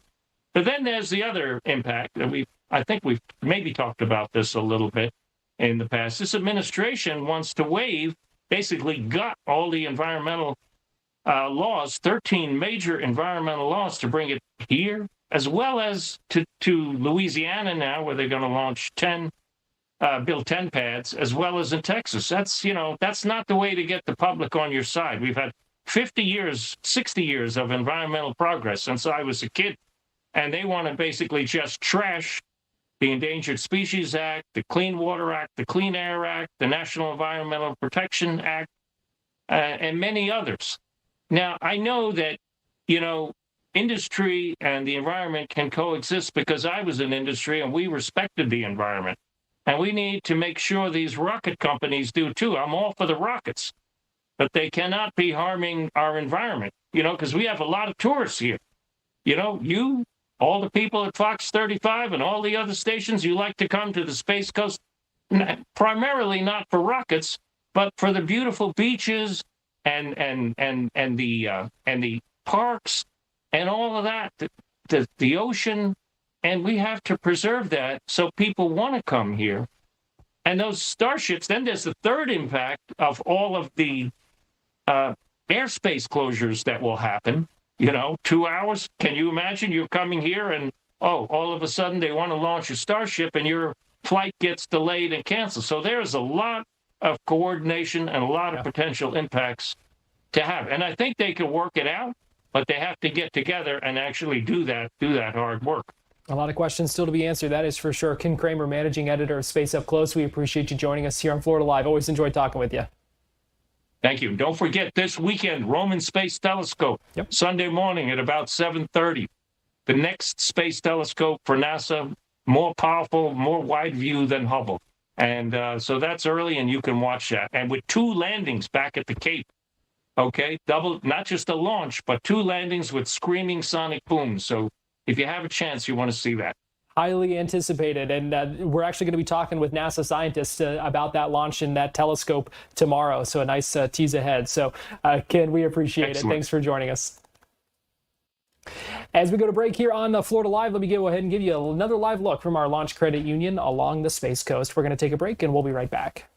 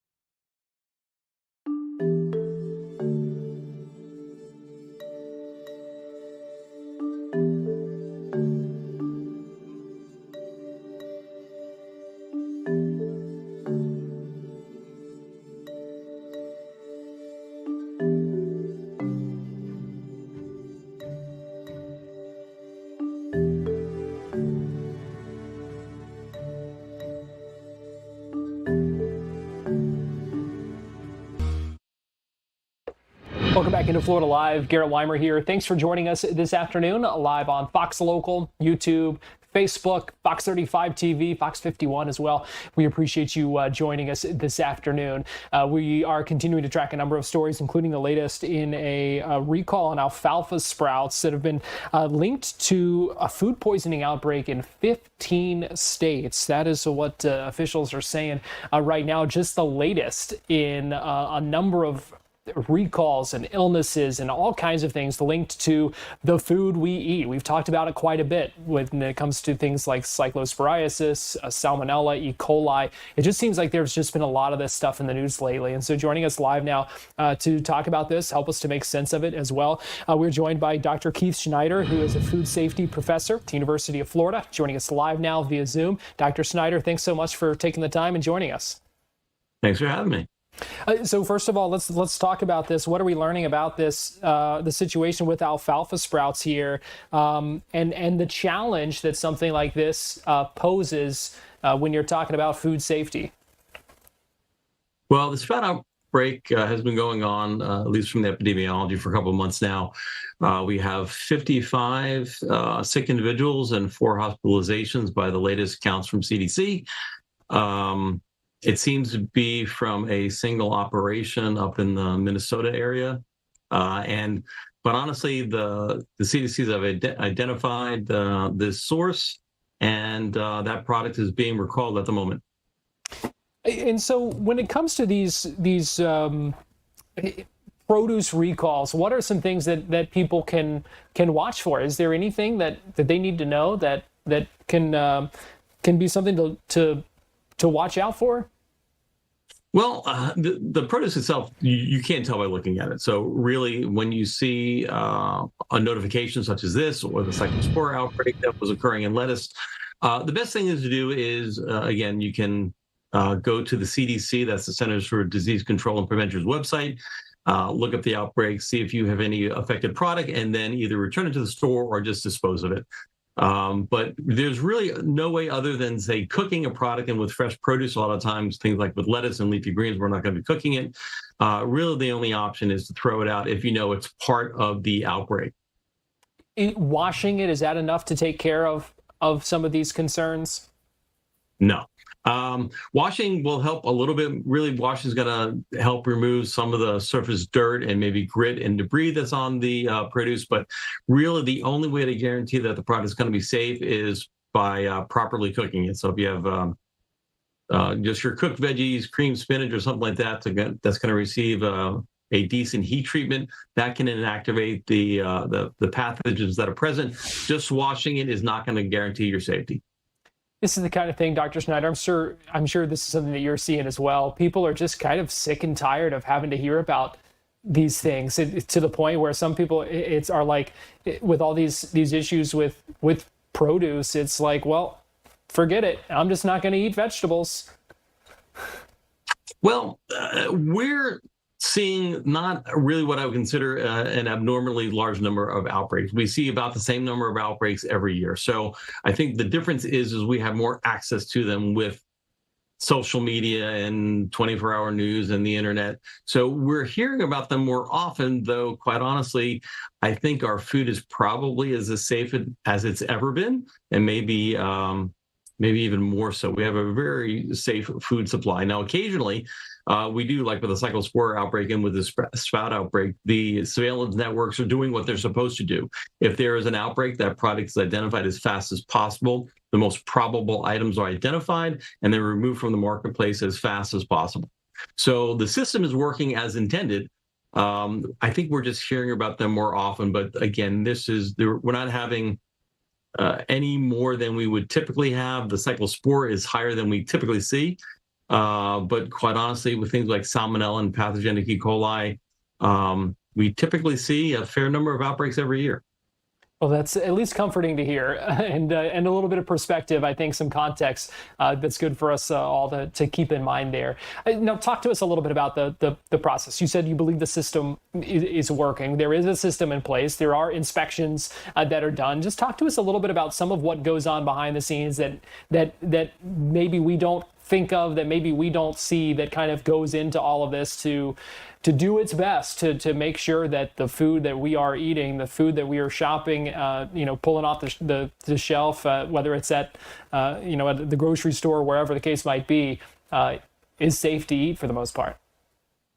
Well, every farmer in the U.S. is operating under a lot of rules and regulations. The most significant one that we deal with is called the Produce Safety Rule, which falls under the Food Safety Modernization Act. This has been around for about 10 years now. It was enacted in 2011. They've been operating under different portions of this since 2016. These are really big hoops for farmers to jump through. I mean, as far as the quality of the water, how they apply fertilizer. So as far as what the farmers are doing, they're doing probably some of the best job that they've done since, modern times. Now, we have 330 plus million people in the U.S. eating 3 meals a day, 365 days a year. And with the access to, again, all the instant media or media access, you're hearing about the number of foodborne illnesses that we get. This food is grown outside. Birds, bunnies, deer, all sorts of animals have access to the fields. So unless we grow everything in greenhouses, we vacuum seal it and irradiate it, all raw food products are going to have some inherent risks to them. This risk is very small, but quite honestly, there are 50 million cases of foodborne illness every year, about 120,000 hospitalizations. But as far as risk, you're probably more at risk driving to the supermarket and buying the produce than you are from eating it. So what's the bottom line here, Dr. Schneider? What do you want people to know? What should people keep in mind? Well, foodborne illness, first off, there are certain foods that are more problematic. Sprouts tend to be problematic. We grow them in the same conditions that bacteria like to grow, so they tend to be a little bit more problematic. And if you happen to be in an at-risk group, you're very young, you're very old, immunocompromised, or if you're a pregnant woman, these folks are more sensitive to becoming ill. So if you're in that risk group and you're worried, one, again, buying from a reputable supplier is probably the best thing. But again, I wouldn't avoid vegetables altogether. And again, if you have any type of serious illness, cook your vegetables. I mean, they're just as healthy, and that would make sure that they're completely safe. But honestly, the risk is still very, very low. All right, Dr. Keith Schneider, food safety professor, University of Florida. Thanks so much for taking the time and joining us here on Florida Live today. Anytime. Thank you for having me. And so a lot of good context there, and important things to keep in mind as we hear about these things.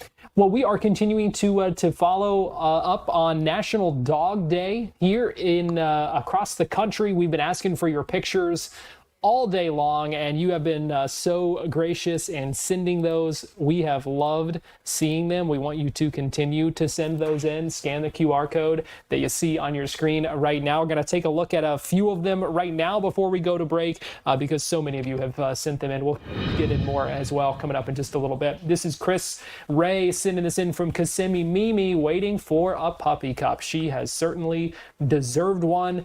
Hopefully you didn't keep Mimi waiting very long. Let's see here. Oh, and this, that's funny because you're back to back here. Now Paula in Winter Springs saying tulip with a pup cup. And then Sienna and Harlow at the park. There might be another photo attached to this one. So Mimi was still waiting on her pup cup. Tulip already has one. Beautiful dog, and spoiling them the way you are supposed to. Celebrating her 16th birthday, Othello celebrating 16 at New Smyrna Beach. What a beautiful dog, 16 years young. Happy birthday, Othello, on this National Dog Day. Hank and Jack, they love floating in the pool. Michelle Miller from Port Orange sending us this one. I was saying earlier, I've been trying to get mine in the pool. Haven't figured out how to do it just yet. Lulu Rose, 9 years old. She's the best. And look at the look. She looks spunky. Like she's got some attitude there. Mary and Hudson, thanks for sending that in. You'll have to let us know if she's as spunky as she looks. April, sending this one in. Shadow, our German Shepherd, enjoying a car ride, soaking up the sun through the sunroof there. What a beautiful dog. It really seems to be enjoying that car ride. You can tell having a lot of fun with that one. Chiefs nap time, Deanna in Old Town. There is just something about a dog taking a nap. Chief, I am sure, earned every bit of that shut-eye. Well, here we've got Xander in Rush, Vegas, sending us a picture, I believe, of Sammy. So thanks for sending that in. Beautiful dog there. You can see playful, just a really good boy there. Keep sending in these pictures. We love to see them. Ashley sending in Miko and Tunji. They are excitedly heading to the dog beach. What's even more exciting is them noticing mom walking toward the car with a box of pizza. Yeah, you can see one of them clearly had their head out first and noticed it, and then like the other one just kind of like squeezing right in, trying to get a good look at it too. Hopefully you shared that pizza with them, Ashley, or at least maybe just a little bit of the crust. Keep sending in these pictures, fox35orlando.com/share. You can also scan the QR code that you see on your screen right now. We love looking at these. We're going to take a break right now here on here on Florida Live on Fox Local, YouTube, Facebook, and Fox 35, and we will be right back after this.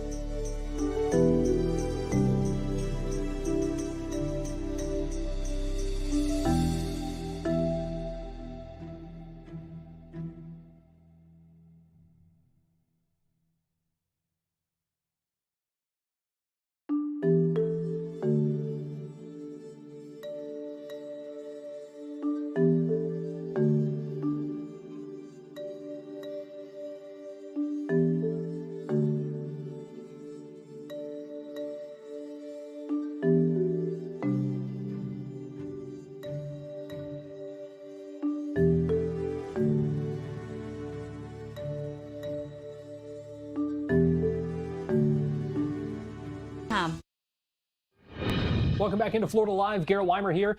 Thanks for joining us on this Wednesday afternoon. Our time is running out. We've got a few more minutes with you here, though, as we celebrate this National Dog Day together. And I want to take a look at some more of the pictures that you guys have been sending in all afternoon, all morning, since we first put this ask out at 11 o'clock. So many of you have sent in pictures, and we really appreciate it. I think all of us in here, I'm speaking for the entire streaming team in here, and guys, pull up the grid camera here, and you can weigh in as well. We have all just really enjoyed seeing all of these pictures. So many people sending these in, and it has been really cool to see. And I don't think we're just saying that. Like, we really do, as animal lovers, love seeing you show off your pets. And so let's check out some more of those. If we can queue up a few more of them here. Ashley sending us a Kai, who was celebrating his birthday yesterday, got the birthday hat on, clearly was celebrating the right way. Love it. I wonder how old. Gotta be still young at heart. That is for sure. We love seeing that. Bella going for a car ride. Bree and Ocala sending us this one. I love how many of these dogs just love going for a car ride. If you were with me earlier on Fox 35 News Plus, I was talking about Walter and said he gets car sick. So not only does he not enjoy going on car rides, I also don't enjoy taking him on car rides. So that is a bit of a bummer. There are plenty of times I want to take him somewhere, but don't. Beauregard in his natural state, that being conked out on a chair with his tongue out. Dina in Old Town sending us this one. Very fancy name, very regal. I love it, and he is just eating up the comfiness of that chair. Manny and Chief, we saw Chief napping a minute ago, but now cheesing for the camera.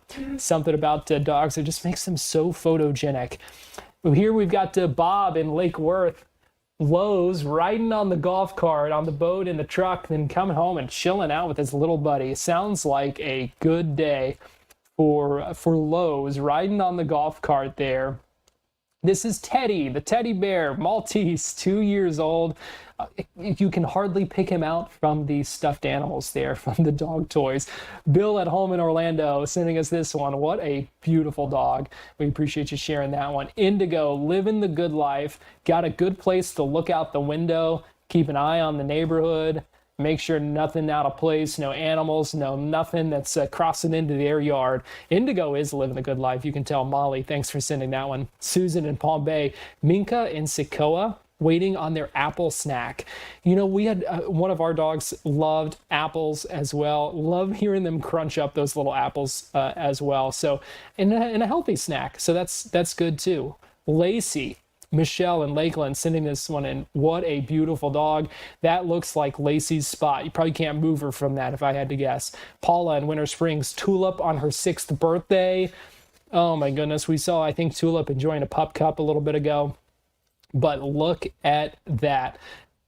In her princess, looks like a princess with the bow on and everything. I mean, that is a beautiful dog right there. Keep sending these in. We're going to run out of time here in just a couple of minutes, but we'll keep showing them in our 3 o'clock hour on Fox Local 2. Deanna in Leesburg, Tweetsy girl always has a smile for all. That is a great smile. Those teeth, I am telling you what. There's nothing like a dog's smile when you can see their teeth. Sometimes a little snaggle tooth, that little uneven grin. It is something that is just so lovable, makes them so lovable to look at, and just another thing to love about them, because they are so great. Man's best friend, there's no doubt about it. Is that all the submissions we have right now, or we've got some more? It looks like Honey headed to the groomers. Inez in Lake Mary. All right, Inez, I have questions. Does Honey like going to the groomers? I know there are so many dogs who don't love being groomed, and then there are some who really don't mind it at all. Makes them feel better, makes them look good, feel good, just like us. So Honey headed to the groomers. She's a beautiful dog, even before going to the salon and getting all prettied up. So Inez, we appreciate you sending that in. We've gotten so many photos today, and we love seeing all of them. You can continue to share them even as we get ready to wrap up here. James in St. Cloud, my weekly therapy session. Just sitting there hanging out with the dog, that's enough. That is enough of a therapy session right there. What more do you need? This is a beautiful dog. I'm sure you think so too, James. Here's another one of Beauregard. I'm trying to see what no outfit is complete without dog hair. Ain't that the truth? I tell you what, there are dogs that shed. There are some that don't, but if you've got a dog that shed, you know the true struggle of trying to pick out something that doesn't have dog hair on it, or trying to keep the floor clean. But you know what? It's worth it. Worth it for the love of those dogs. And we appreciate you sending in all of those pictures. We are out of time here on Florida Live. Again, we'll keep looking at these through the 3 o'clock hour here on Fox Local if you're joining us on our live stream, because our live streaming news coverage does continue next. But I do have to wrap up here on Fox 35. You can keep sending in those pooch pics if you'd like. fox35orlando.com/share. We'll talk more about that and a couple of other things as well in our next half hour. So don't go anywhere. We've got much more coverage to come if you're joining us on our digital platforms. But if you are joining us on Fox 35, thanks for joining us today. And we will see you next time right here on Florida Live.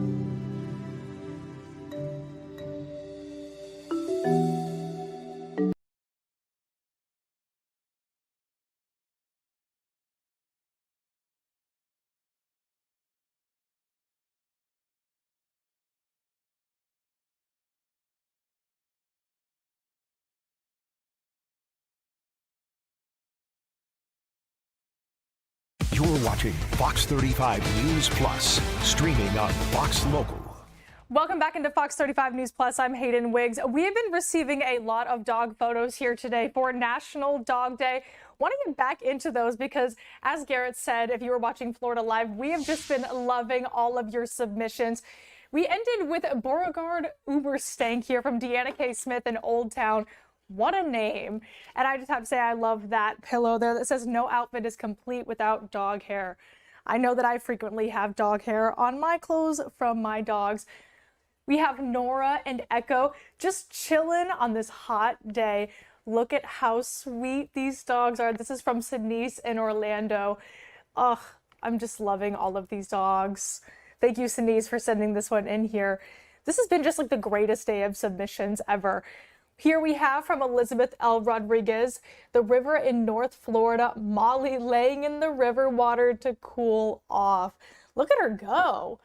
She looks like a great swimmer here. Always so fun to take your dogs hiking with you. Here we have Gizmo with his sweet little socks. This is in Tampa. Meet Gizmo. I got him at 6 weeks old. Now he's 5 months old. Pictures of car rides. He made the 2026 October calendar and his first pair of socks to protect him from the heat. He's also a service dog. Wow, Gizmo, just the resume here. And it is always smart to have socks on your dogs to protect them from this heat. Here's some more of Gizmo. Looks like he's chilling out in the car there. My goodness, look at those ears. Look at Sparky Barky living his life to the fullest with his brother Choki, who crossed the Rainbow Bridge. Nilda from Brooksville, thank you so much for sharing this, and we are so sorry for your loss. Look at that sweet little bib there that says happy birthday. We talked a lot about puppy eyes earlier. Look at these sweet eyes. Heather and Ocala, my dachshunds. The cream long hair is Sunday. Looks like we have multiple dogs that we'll see here. Chocolate Dapple is Mocha, and the gray colored Dapple is Zoe. And here is some more of those dogs. I believe this is Sunday, just chilling out on the couch there. Look at those fluffy little ears. I am obsessed. And if you want to share any of your photos, you can scan that QR code there in the top right corner. This from Lisa Trendler in St. Pete. Leo doing what Leo does best, supervising. Looks like he is a Lowe's employee. Bringing in some dough for the family there. Look at those studious glasses and his little name tag. I love this. It's always so funny when people put clothes on their dogs. Mine personally do not like wearing any kind of clothes. So I'm a little jealous, Lisa, that you can put your dog in a costume. Here from Darlene Dawkins and Brandon, we have watching mama 9 years old, Ashley. That is a gorgeous dog. My goodness, those ears are beautiful. And I love when dogs make that face and look like they're smiling. Here's another example of that expression I love from Denise in Orlando. Chip enjoying the sun. And he does look like he's enjoying himself there. How sweet. And here from Velma and Williston, we have Lulu. Look at little Lulu right there. She looks so small, like you could hold her in the palm of your hand. That is the cutest dog I've ever seen. I've said that about every dog though, but it's true. Every dog out there is the cutest dog you've ever seen. So I feel as though that's pretty appropriate to say. Raina, do we have any more? Oh, it looks like we have Beignet practicing his modeling skills. I'll tell you what, he's going to go far in the modeling world. This from Lauren in Ocala. Lauren, thank you for sending that in. From Arden Dittmer, around the town signs, Sky under the conference table. Not looking too thrilled to be in that conference room, taking a little nap. Sometimes meetings can get boring, Sky. I hear you. Here we have Violet from Jennifer Alvarez and Kissimmee. Oh my goodness, look at her arm draped around that toy. So cute. Dobby and Manny, 2 rescue dogs enjoying their evening walk. This from Anne and Denellen. Look at them. Gianna just moved to Port Charlotte from Cape Cod, Massachusetts. This is such a sweet photo there. Look at that cute little tooth. Oh my goodness. And here we are on vacation on the way to the wedding. Don't know this dog's name, but this is from James P. Adams in Inland, Maine. I love the little floof there on the top of that dog's head. That is so cute. What a fun, funky little hairstyle. And again, if you want to submit your photos, just go ahead and go to fox35orlando.com/share. Like Garrett said, I think I speak for everyone in the newsroom when we say this has been the best day ever. We've loved all of your submissions. And continuing our conversation on National Dog Day, we actually were able to speak with a dog expert this morning.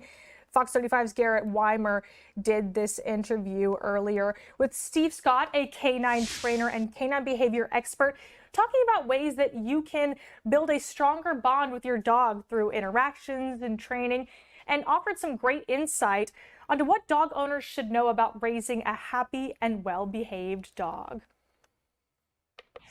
So several things we want to talk about with you today. First of all, it is a day that we kind of celebrate all the love between dogs and their owners. So I'm curious if you have some ways that folks and dog owners can build stronger bonds with their pets.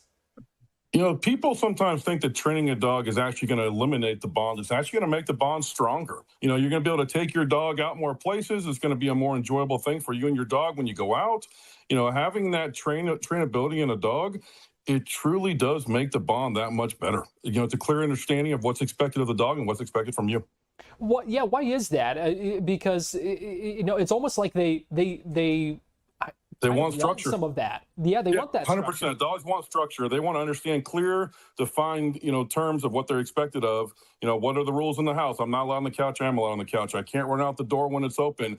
You know, when you have that type of bond and that type of clear, precise, you know, to the dog, it just makes life much, much easier. And the bond is very, very clear. And what's expected of the dog is clear. So the main tip: don't be afraid. In fact, you should set some 100% train the dog. Rules. 100%. Train your dog. From day one, I mean, a lot of people sometimes, you're like, we get a dog, you know, we rescue a dog. We're like, oh, you probably had a bad life. You probably had this. And I agree. It's an awesome thing that you guys are out there taking these dogs in. But at the end of the day, you can't allow the dog to be in the bed or on the couch for the first 2 days and then say, well, never mind, you can't be on there anymore. You know, if you start the rules from day one and it's very clear and precise to the dog, like I said, it's just a way, way, way easier way to build a bond with the dog. And it's just very, very clear. You know, like something that people really lack on is a recall. That's probably the most important thing to have is you need to be able to call your dog back no matter what's going on. It can, can help with the safety of the dog, can help for anything, but a recall is huge. I mean, that's something I think that people definitely lack on doing with their dogs. What would you say is the biggest mistake that dog owners make?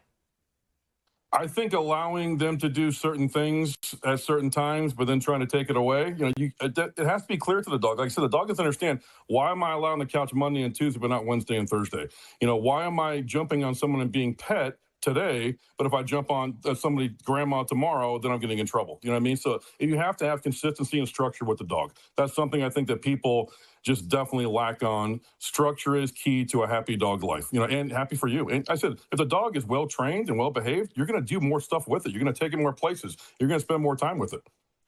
And to that end, Steve, I mean, when we were training our two dogs, one of the main things I felt like that we were working with the trainer on was them training us to 100%. Lay down those rules, to be consistent. 99% of the handler's problems. They're usually not the dog, because you're not conveying something correctly to the dog.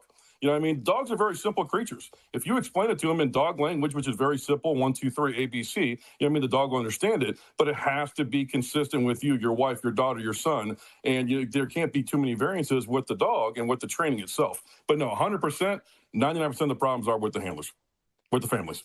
So what? Dogs are easy. People aren't. That's a great point. Yeah, and then once you start doing it, it's like I started realizing, man, we thought we were doing good things with our dogs, and in some ways we were, but really learned, wow, I do need to be more consistent about this. 100%. Take charge. Kind of let them know that I'm. Dogs are looking to be led. Dogs are looking to be led. They want someone to lead. You need to be the alpha in the relationship, and that does not mean being mean or anything of the sort. What it means is that the dog is going to have structure, it's going to have rules, and it's going to follow that. And I said again, that makes the bond so much better. With the dog and you and your family. Because I said the dog is a joy to be around then. If every single time you open the door, the dog runs out and you're worried about it, or every time somebody comes over, the dog is jumping on someone, you're worried about it, the bond and the life of the dog is a little bit less than what it could be. Because it's not interacting as much with the family. What makes a dog happy? What gives the dog a fulfilled life? Structured life, love, pet, exercise. There's a wide thing that there's a lot of things you can do with a dog to make them happy. They're very simple creatures. It's not like something crazy thing you have to do to make them happy. You can go out there and give them a belly rub. Go out there and go take them for a walk. And the walk can consist of training also. You can stop, make them sit, make them down, make them stay on that walk. So that's also building structures, building a bond right there. A dog working for you, truly that wants to please you, that bond is going to be way, way stronger for a dog that's not trained. I do want to ask you about walking a dog. You see a lot of different strategies, we could say, when you're out walking the dog. Some harnesses, letting the dog lead, some on a harness, some on a slip collar, some just on a normal collar, some stopping and sniffing every few minutes. What's the best way? I think there should be times for the dogs to be dogs, and there should be times for the dogs to walk near. Like we have kind of a thing that we do here. We call it 3 inches, 3 inches, 3 inches. Basically, I want a J on my leash, so it's a little bit loose, and I never want the dog to make the leash tight.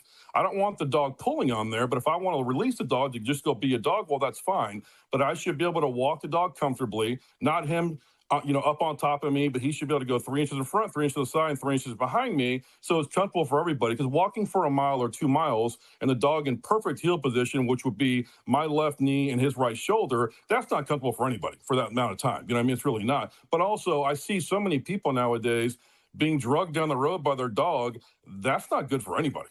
You don't have any control over the dog. It can pull you over. The dog can run out and run the street. It can, there's can be a lot of issues caused by that. And again, that's structure, that's training, everything else. But, being able to walk your dog in a proper heel, a loose leash heel, that's something that every single dog needs to have. Every dog is different, so every trainer is different, whether it be a halty, a harness, some kind of collar. There's all kinds of different things that do work, but the end result should always be that 3 inches, 3 inches, 3 inches, and it should never be pulling on you. That is a big, big no-no. It doesn't matter if it's a 5-pound Yorkie or a 200-pound Mastiff, that dog should not be pulling.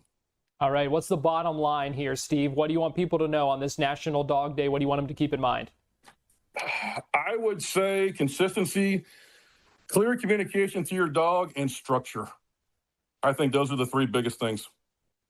All right. Good advice. Steve Scott, canine trainer and canine behavior expert. Really appreciate some great advice there from Steve Scott. And while we were taking a moment to listen to Steve's advice, we did get even more dog submissions. So let's take a look at those here. Here is Athena sent in by Crystal from Daytona Beach. She loves cuddles and playing.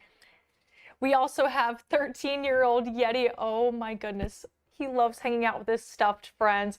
Well, he does look like a stuffed friend himself. Janine from Lake Buena Vista, thank you for sending this in. More of Athena. Looks like it was her birthday recently with a heaping helping of delicious steak to celebrate. The perfect food. National Dog Day, this from Marie Gizzy G in Port Orange, Florida. Look at how sweet. I can't tell you how validating it is to see other people having their dogs on their couch, knowing that mine loves the couch. This from Missy in Plant City, Florida. Wanting a ride, stole a Hot Wheel, my goodness, laying with a neighborhood cat and visiting with her friend Sam the cockatoo. Sounds like she gets along with everybody. And here's more from Missy. Oh my goodness, look at this sweet pup. Oh, that's Sam the cockatoo. She really is visiting her friend Sam. I love this. Oh my goodness. And there's the neighborhood cat. So really, this dog has a lot of friends. This is so sweet. I love this, Missy. Thank you for sharing. Let's see what else we got here.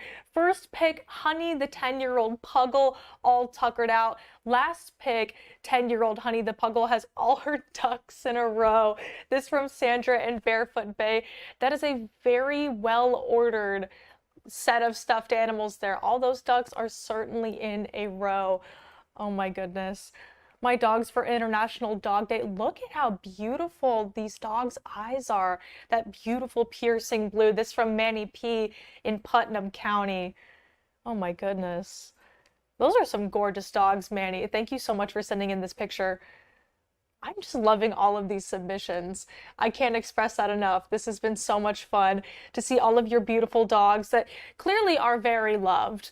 You know, when you send in these pictures and all these dogs look so happy and well cared for, some of them in clothes, some of them resting with their owners, it's just very sweet to see, and it's something that we have all enjoyed today. Looks like this is from Sandra again in Barefoot Bay. Here's Honey with Inez. We saw this one earlier. It's a perfect day to be a passenger princess. Look at that bow in her hair. It is time for a pup cup. If you're listening, you need to get your dog a pup cup today. It's National Dog Day. They deserve it. This from Jerry Randell. Hello, this handsome guy is Rocco Taco. He's 7 months old, loves being outside, playing with the Frisbee, and I'm waiting patiently for the water hose.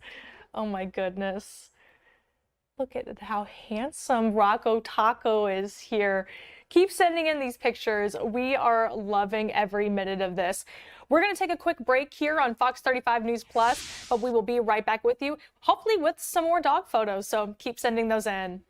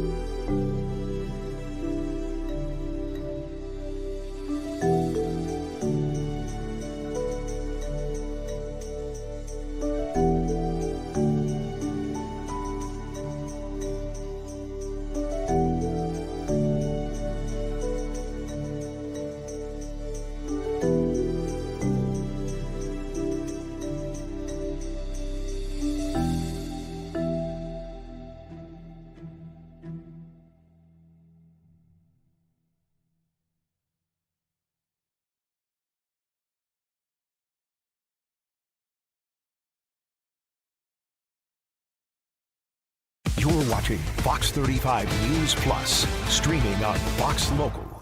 Welcome back into Fox 35 News Plus. I'm Hayden Wiggs. Pretty big news in the college football world when a judge denied a temporary injunction for former Kansas DE Dean Miller, who wanted to play for UCF this season. Pretty big news again for the university and for college football in general. Earlier this morning, Fox 35's Garrett Weimer got to speak with Matt Murschel, UCF and college football writer for the Orlando Sentinel, to kind of talk about what this denial of this injunction means for the team and for Dean Miller. And so first, let's just start by talking about Dean Miller. What happened here and kind of set up this whole situation for us? Yeah, well, Dean Miller, who played at Kansas last year, was seeking his 5th year of eligibility. He spent 1 year at a junior college when he started out his football career. And he was hoping to get, a waiver from the NCAA, that would basically allow him to play this year. And if he did get that waiver, he was looking forward to transferring to UCF. They had actually sat down and had a deal in place where he would be able to join, the Knights this upcoming season. But the NCAA denied his waiver back in April. And so he filed a lawsuit. This lawsuit was filed in Ninth Circuit Court back in June. And, they sat down and explained their case and believed that they should have an opportunity to play. And Dean referenced the situation at Vanderbilt with former quarterback, Diego Pavia, who was also played several years at junior college and got an additional year of eligibility. And so he was allowed to play. So, this lawsuit went through. And then, yesterday, the judge ruled, that there wasn't enough there really for him to okay a temporary restraining order, an injunction that would allow, Miller his 5th year of eligibility, citing that, yes, while it's a dream come true to go play college football, and you don't want to dissuade anyone from trying to have the opportunity to make some money, it just didn't, what he was proposing wasn't, what they felt like was enough to give him that extra year of eligibility. So, Miller's now kind of left in limbo right now. I spoke with his attorney, Darren Heitner, yesterday via email, and he said, they're talking about the situation right now internally. I'm not sure what their other options are. It might be maybe you can file appeal, try to go from there. But as we're a week away from the season starting, whatever's going to have to happen is going to have to happen quickly. I want to get into some of the questions that this raises in just a minute. But first of all, kind of more immediately, as we are getting ready to start this college football season, what does this mean for the Knights? Well, he would have, listen, Dean would have been a nice addition to the roster. This is a group at the defensive end where they're looking to replace 2 guys that went off to the NFL. Malachi Lawrence was a first round pick, in the NFL to the Dallas Cowboys, and Nigel Kelly, who was another defensive end starter last year. He also signed with the Green Bay Packers. So they're looking to add some depth to that department, that room. And so he would have been a good addition to that. But, right now, talking to UCF over the last few months and going into preseason camp, they said, you just got to keep moving on because you don't know what's going to happen with all these lawsuits. You don't know what the decisions are going to be. So they're just moving forward from all this. And really, I think this is just what we've seen so far over the last couple months with court cases and players trying to win eligibility and everything like that. I think a lot of coaches, their heads on a swivel right now, trying to figure out where these guys are going to end up playing. Yeah, Matt, let's talk about that. I mean, you mentioned how they raised the situation with Diego Pavia, some of the other things. These waivers are things that have been granted. They're things that we have seen. And so it's just one of those things that's kind of hard to kind of parse out and in some cases know or assume how it's going to fall, how it's going to be decided on this. It's really kind of a strange situation right now when you're talking about eligibility in the NCAA. It's no longer cut and dry. You get 4 years of eligibility from, while you're in school, and then that's it. I mean, it's kind of a crazy situation right now. Yeah, it's a very crazy situation. In fact, a couple months ago, the NCAA just, put in a new ruling where they're going to allow players to do, 5 years of eligibility, and so you get rid of the red shirt, rule where, player could red shirt sit out a year, and now you get 5 years essentially. And even that rule raised a bunch of questions and forced a bunch of people to start filing some lawsuits. There was a Colorado U.S. District Court judge who had a injunction put on, a month ago, which basically said the class of 2022, their athletes were now eligible for additional year, a 5th year of eligibility. And that opened the window for UCF, for instance, for a linebacker, Cole Kozlowski, to possibly come back. And Cole was at practice during much of a fall camp, but then, the NCAA appealed and they won their appeal. And all of a sudden now those players aren't eligible to play unless they file their own individual lawsuits, unless there's an appeal that's won, by another player. So Kozlowski finds himself kind of in limbo where it's, what's your next step? Do you file a lawsuit? Do you try to do a waiver? What do you do to try to get some eligibility? So it's really a struggle. Then you look at what's going on right now with the SEC, the Big Ten. Yes. Both those conferences have filed rules that basically, if you played or signed a deal, with the NFL this offseason, that you can't come back now and play in college football. So it's just been a mess over the last 12 to 18 months when it comes to all the situation. Where did this come from? Why is it such a mess right now? Is this just part of all the kind of the changing landscape, the evolving landscape of NIL and not knowing how to regulate some of these things? Or why are we seeing all of this kind of upheaval? Well, a lot of it is because the fact that there really are no guardrails for these things, because like I said, it's when an athlete files a lawsuit or a group of athletes get together and file a lawsuit, and that lawsuit they win that lawsuit, well, that kind of sets a standard. And then all of a sudden that opens the door for everyone else to kind of go around the country and do the same sort of thing, to file their lawsuits. The NCAA is basically powerless in a lot of these situations. They're spending more time sending lawyers to take care of these lawsuits and try to file appeals than they are really putting together rules to how to handle this stuff. And even then, they're relying on the government to try to step in and maybe create some guardrails that will allow them to prevent this from happening. And right now, that's not happening. The government is, right now Congress is going through, a break.